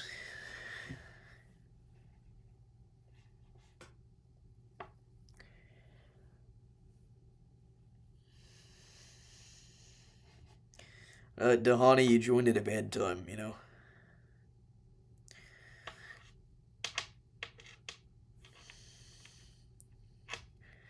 It's okay, Mr. Twister. Do an album review? What album? No, we can't do a hurricane sale, bro.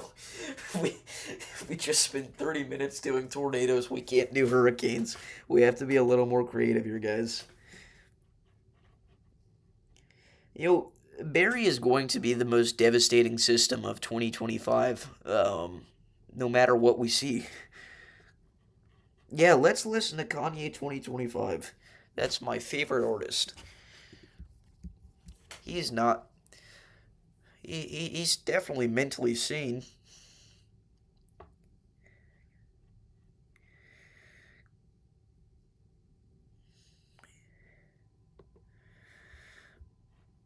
I don't know what what that is, Otter, but I'm assuming it's bad.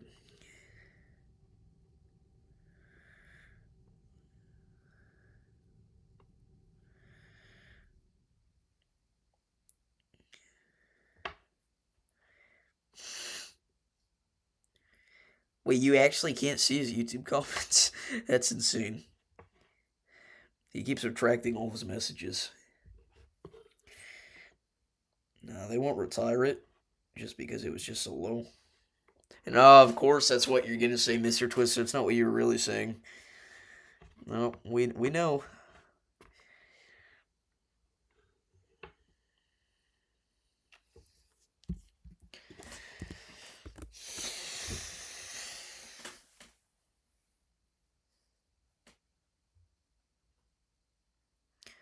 You know what I want to do right now? And this is what we're going to do right now. We're going to play Minecraft Bed Wars. Except for I don't have anything to read chat on if I bring this up on stream. So, tough luck? No. Could go in the other room and pull up the other computer. That'd be kind of... That would bring some nostalgia, but we're not going to do that. I'm just going to plug in my iPad. Then we'll wait for it to turn on, and we're going to play some Minecraft Bed Wars. Because that's what I want to do.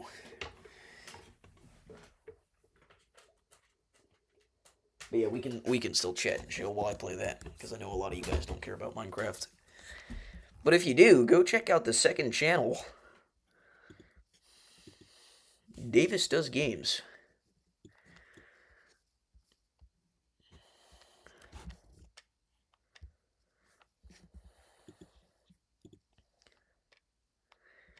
See you, Elaine. Thank you for joining.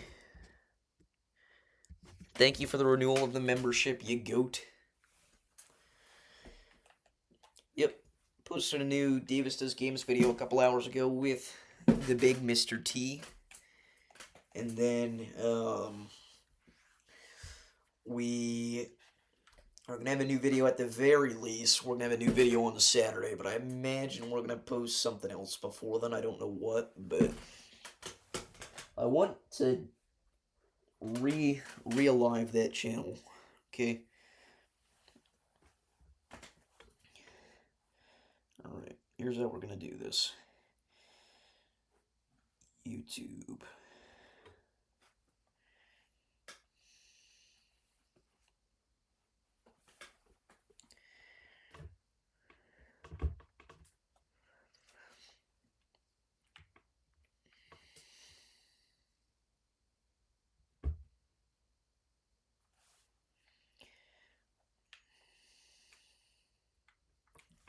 Mr. Twister with the almost an adult, by the way, always hits. I'm not gonna lie. That's kind of a good counter to anything that Sam can possibly say. Because if he says anything insulting, it's like you're a grown man making fun of a 13-year-old. And if you say something, that doesn't get you any points with the community, then you're losing an argument to a 13-year-old. So, or actually, he might be 14 now. Yeah, he's 14. I was thinking of Vincent, but... Bro, I can't even look at chat on YouTube website anymore. What is wrong with YouTube? Why would they do this? He's 17. He is almost legally an adult.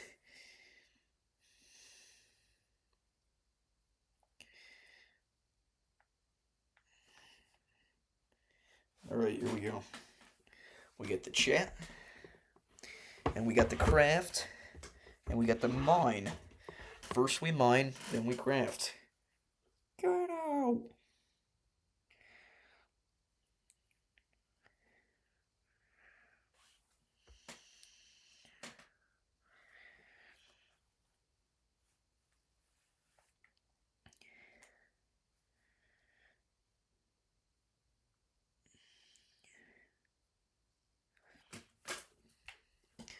Dude, why will you not screen mirror?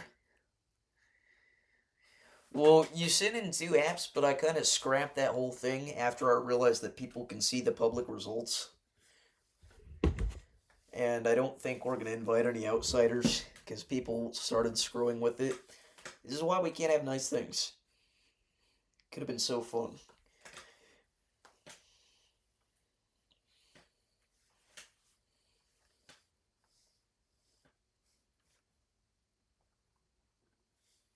No, I know you didn't. Well, actually, you did.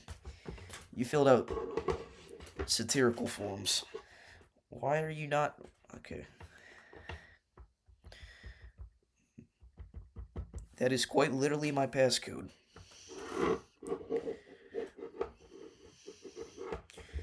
Alright, here's how we do this. Yeah, I know, and you... I don't know. I'll think about it.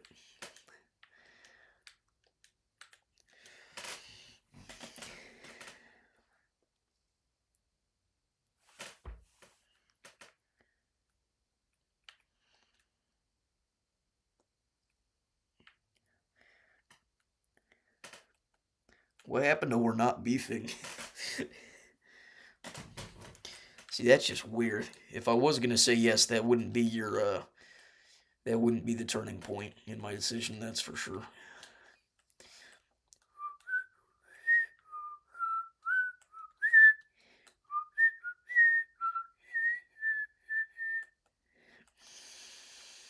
Be the bigger man, Mr. Twister. That'd be hilarious, because Sam is 4 years older than you, or 3 years older than you. Keep thinking you're 13.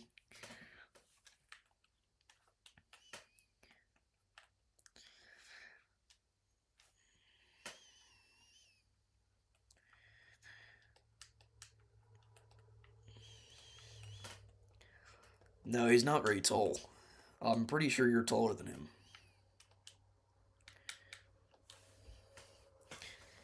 Like, technically, you would be the bigger man, but, you know. Twister could hide Sam's ult. He could. He actually could. But Sam can still see messages, so it'd be kind of pointless. 6, 7. What? No. I don't want to make a squad with these weirdos, bro. What? Alright, we're just gonna play solos, because nobody's playing solos? Bit Wars is dying, bro.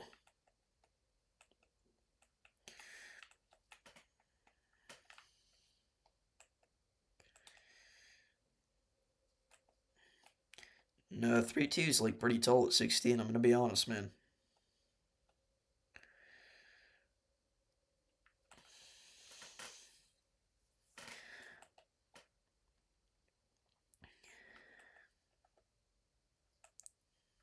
So that he can see Twister's messages.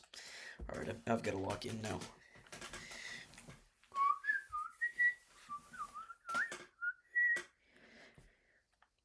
He's 5'6", tall for 13. I guess that's not too bad. I was probably shorter than that.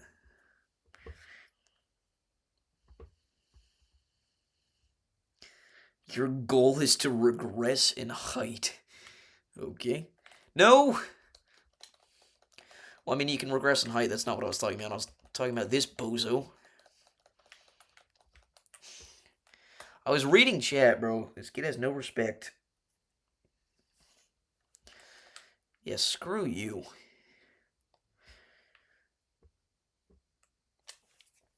I would lock in, but then my iPad's going to turn off because I'm not going to be touching it. I'm touching it with my toe right now. Yeah, he's a Bubba Bozo.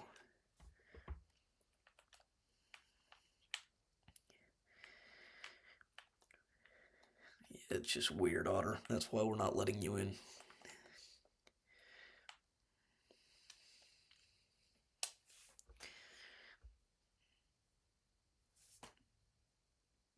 Message retracted.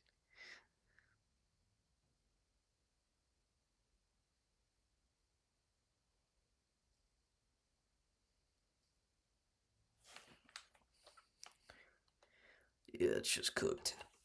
No, you will. I already know, bro.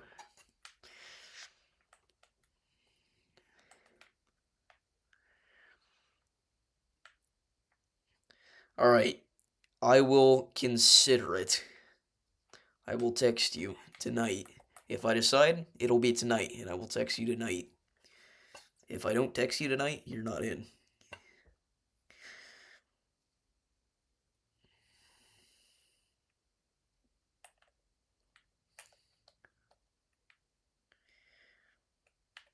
Well, he put it in a form, did he not? Or no, you didn't put it in a form, did you? So I don't know how I'm gonna add you to the GC.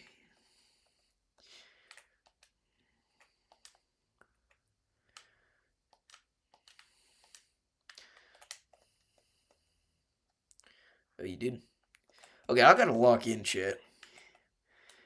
Bro, I'm not even gonna lie. I'm gonna leak this. I don't think anybody's gonna care. Well, I probably shouldn't. But I'm going to. Me, Jesse, Levi, and Vincent got offered a sponsorship at Summit with a company that I'm not gonna name because this offer may still be on the table. And all we had to do was call the lady, and they would give us the sponsorship. And we didn't do it because we're not very smart people, and we were never able to call all together. And I don't know if she remembers us anymore. We made her. Did she? Well, we didn't make her. She asked to subscribe to us, but I don't know if she knows our channel. Yeah, that's what I thought, Bubba. Okay, never mind. It was a joke, dude. I got distracted. There's lightning outside. Ah, you fell, loser. Oh my gosh, he was stacked. I want to read the beef in chat. Oh, that's loud. I want to read the beef in chat, but I kind of need to lock in.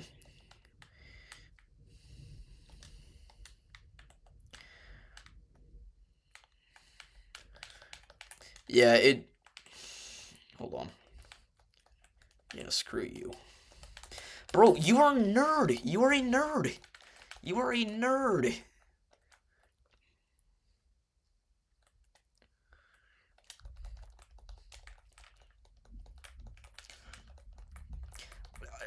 I just got my butt comboed off by a freaking mouse and keyboard player.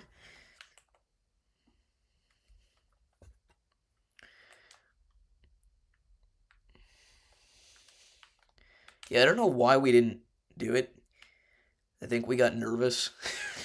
Because, well, here's the problem. It was during the school year, so we couldn't call the lady while we were at school to set it up. And after school, it was after hours, like, not business hours. So, like, what could we do?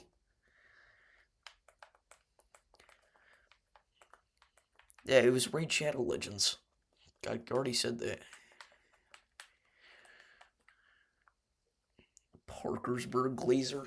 Yeah, Mr. Twister, having Parkersburg up. Hold on.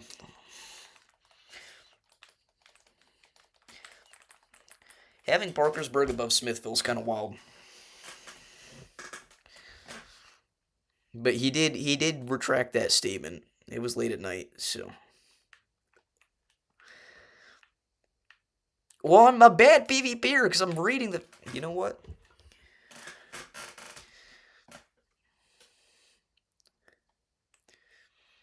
We're locking in now because you guys think I'm a bad PvPer.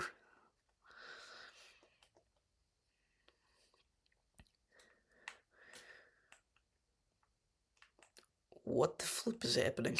Okay. Whenever I get stressed, my voice goes very high pitched.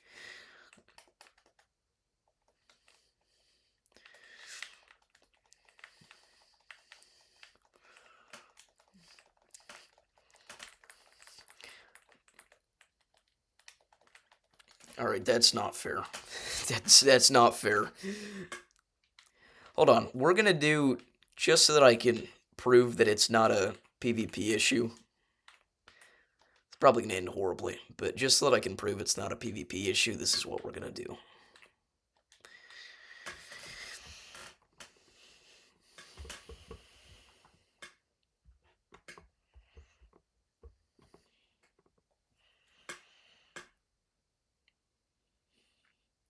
Yes, it was Raid Shadow Legends.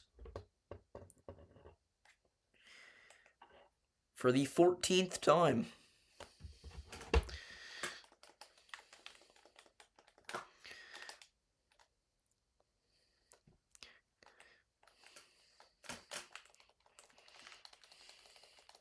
Okay, can we talk about the fact that he's not even looking at me? Like, bro, what?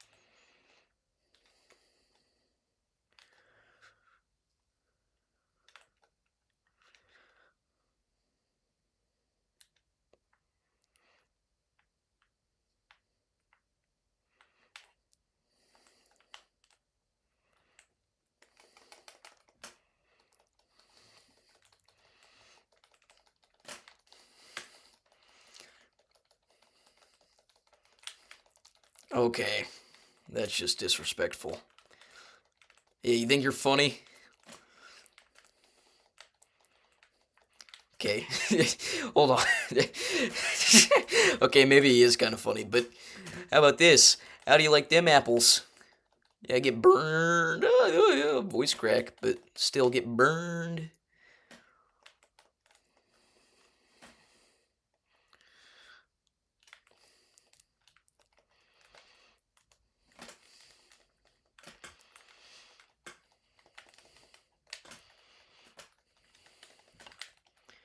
Okay, that's not fair. That guy was actually pretty good. Maybe I do suck.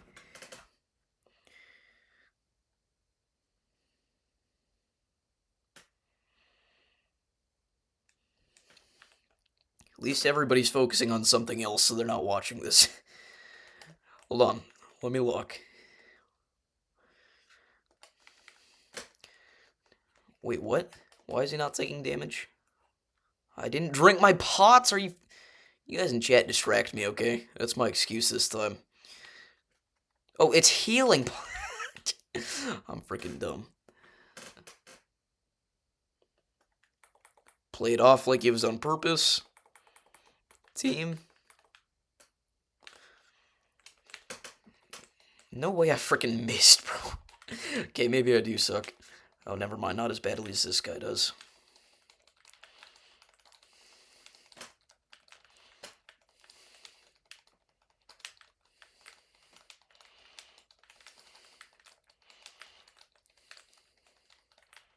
You little piece of crap.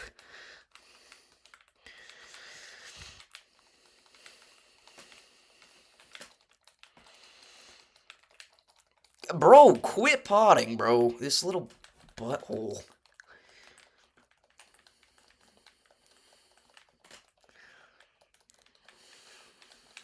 Also like to take this time to note that I am on controller. I'm actually so bad. I'm chopped. I'm the worst PvPer of all time. I promise you I'm not normally this bad. No, I didn't want to do... Okay, good.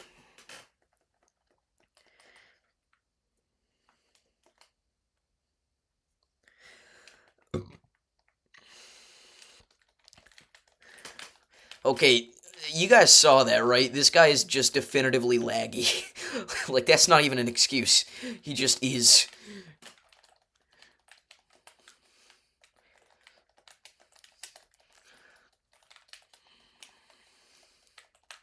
Bro, like, can you, like, actually get Wi-Fi, please?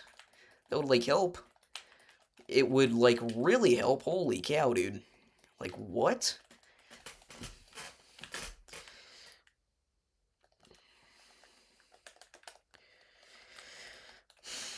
I don't like this.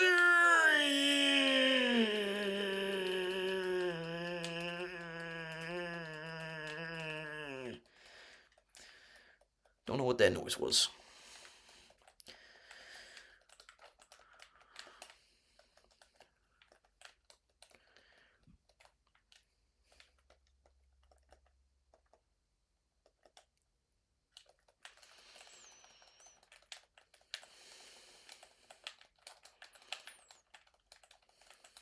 No.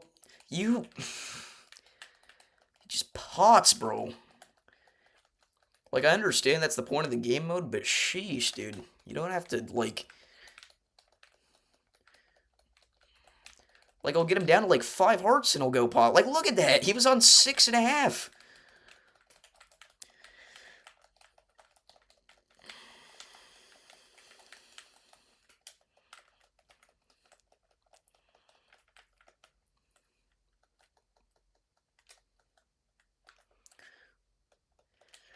Alright, he's got to be low on pots. He's potted, like, twice as much as I have.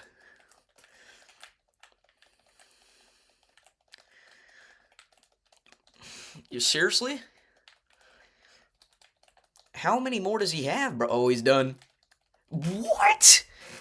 Does he have like a kit that does he have extra pots? Okay.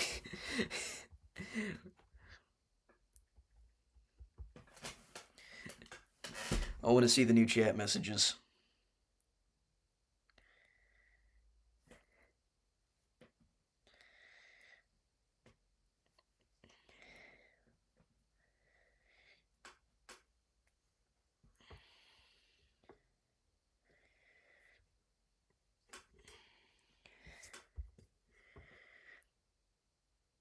Wait, what?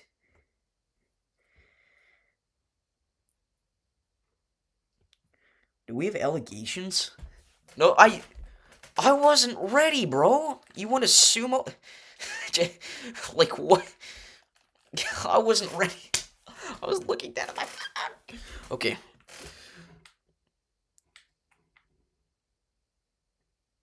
Never. This is a new one for Nether Games.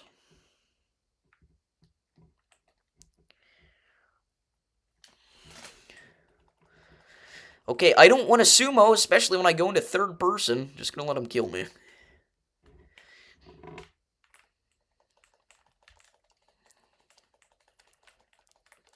It's... he's embarrassing me. Holy cow, dude.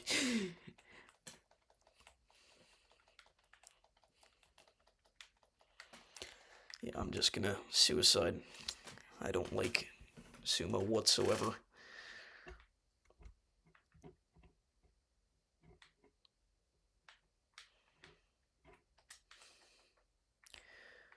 Come on, build UHC. Bro, nobody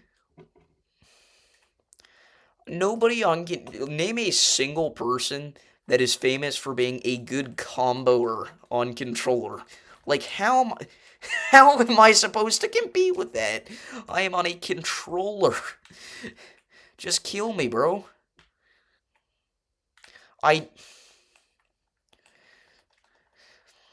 If I attack him, he'll at least try and kill me, right?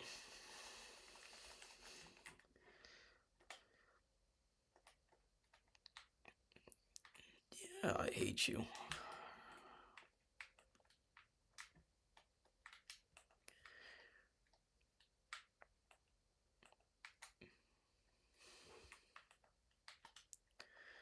Okay, now this is something that I can work with, because I've got a bunch of tricks.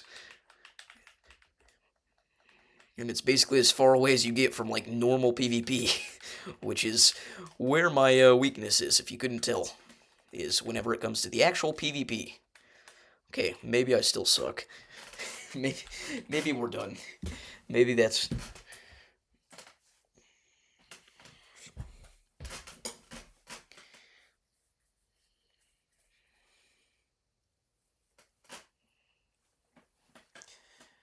I mean, it's literally just an alt, Sam, so... We all know.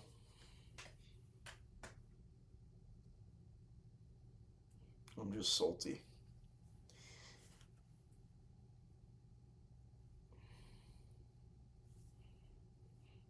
Casually dies? Excuse me? Oh, well, yeah, he paid her $250, but that was after they were dating. So, I don't think it counts.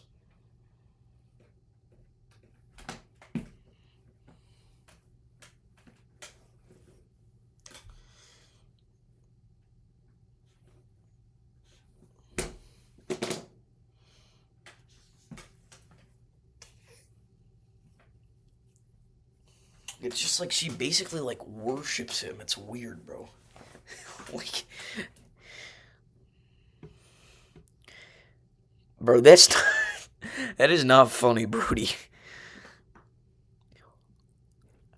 Airborne, what?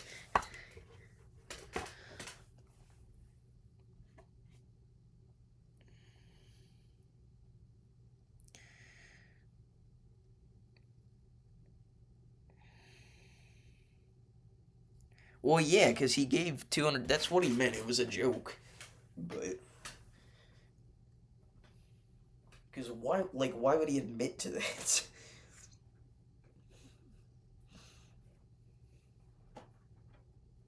Brody, if this is a joke, I'm banning you if you don't apologize right after.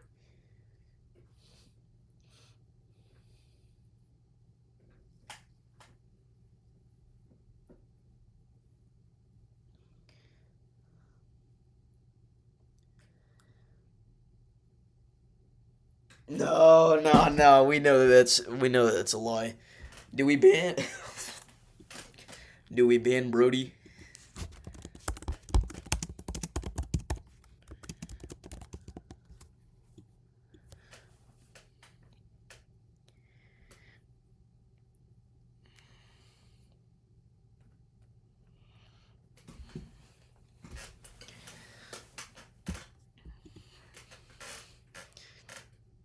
You don't type out, "Oh, I'm choky. Oh, I'm dying." Like, bro.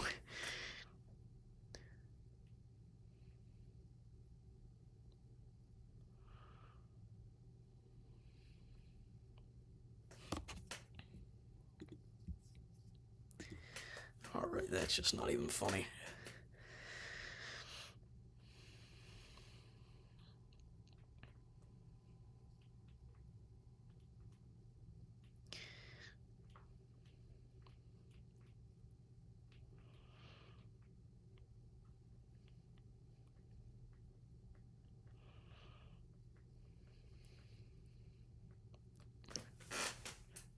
You don't type out, bro. What? I literally told you if you just apologized.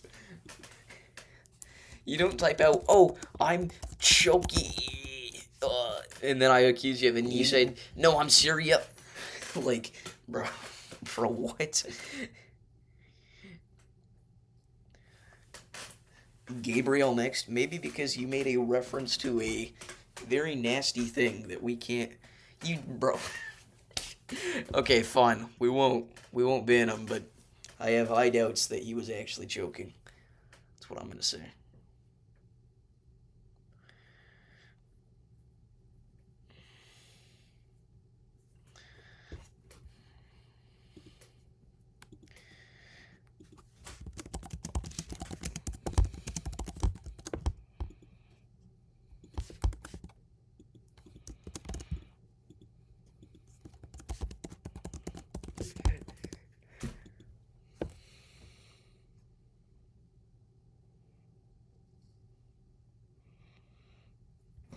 Oh, hey, look, Sam's old isn't here.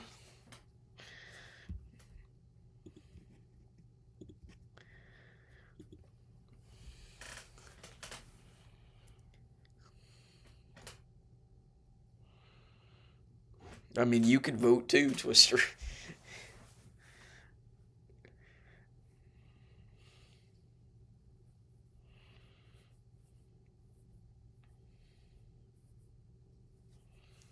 I mean, you could vote. Then it wouldn't be unfair. Then you can both vote because you know he already voted. You know he did.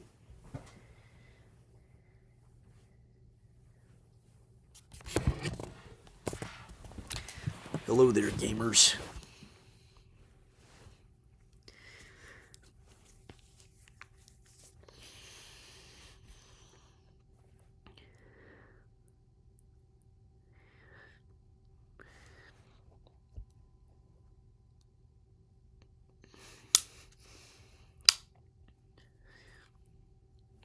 I don't know, man. Sam, it's kind of,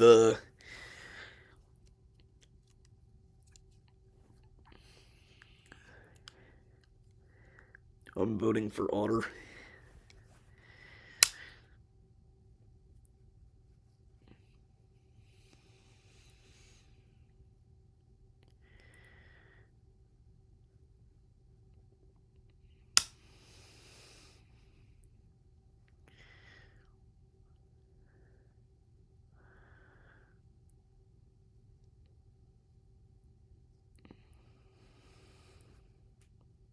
It's 50-50. I mean,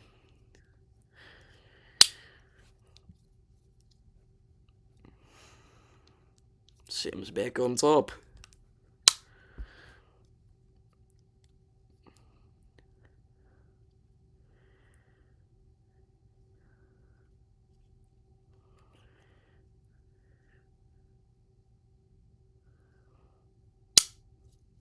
I didn't vote, no.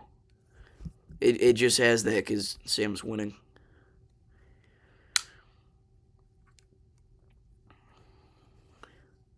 Oh, no, wait, Michaela voted Sam. I figured she voted for Mr. Twister.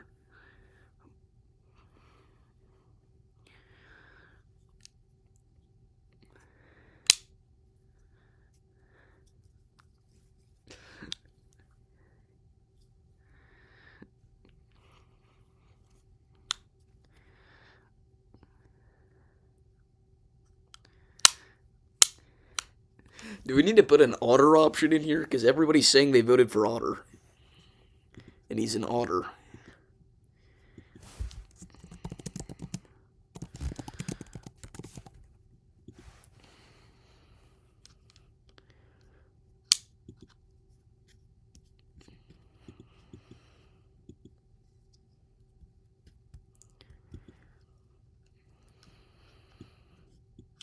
You voted for Davis? Thank you.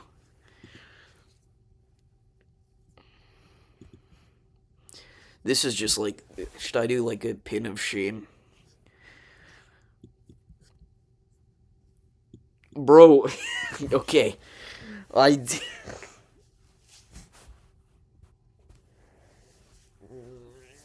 I knew you're gonna win that poll, though. That's the thing.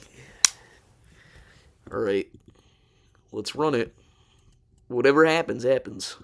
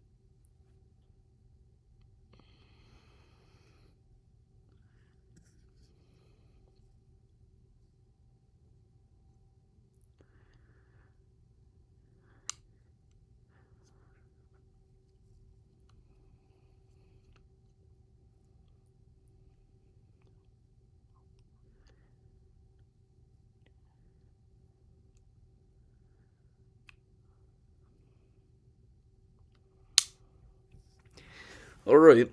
Well, guess that settles it.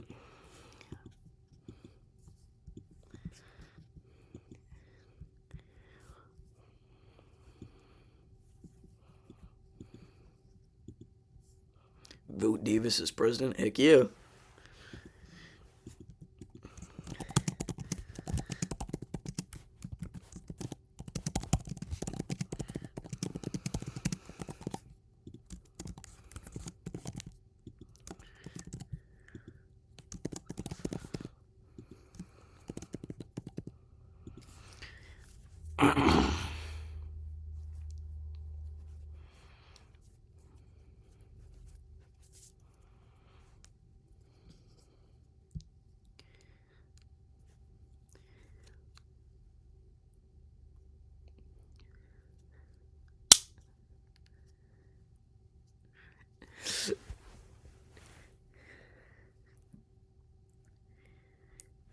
Hey, I'll take the win. I'll take the win.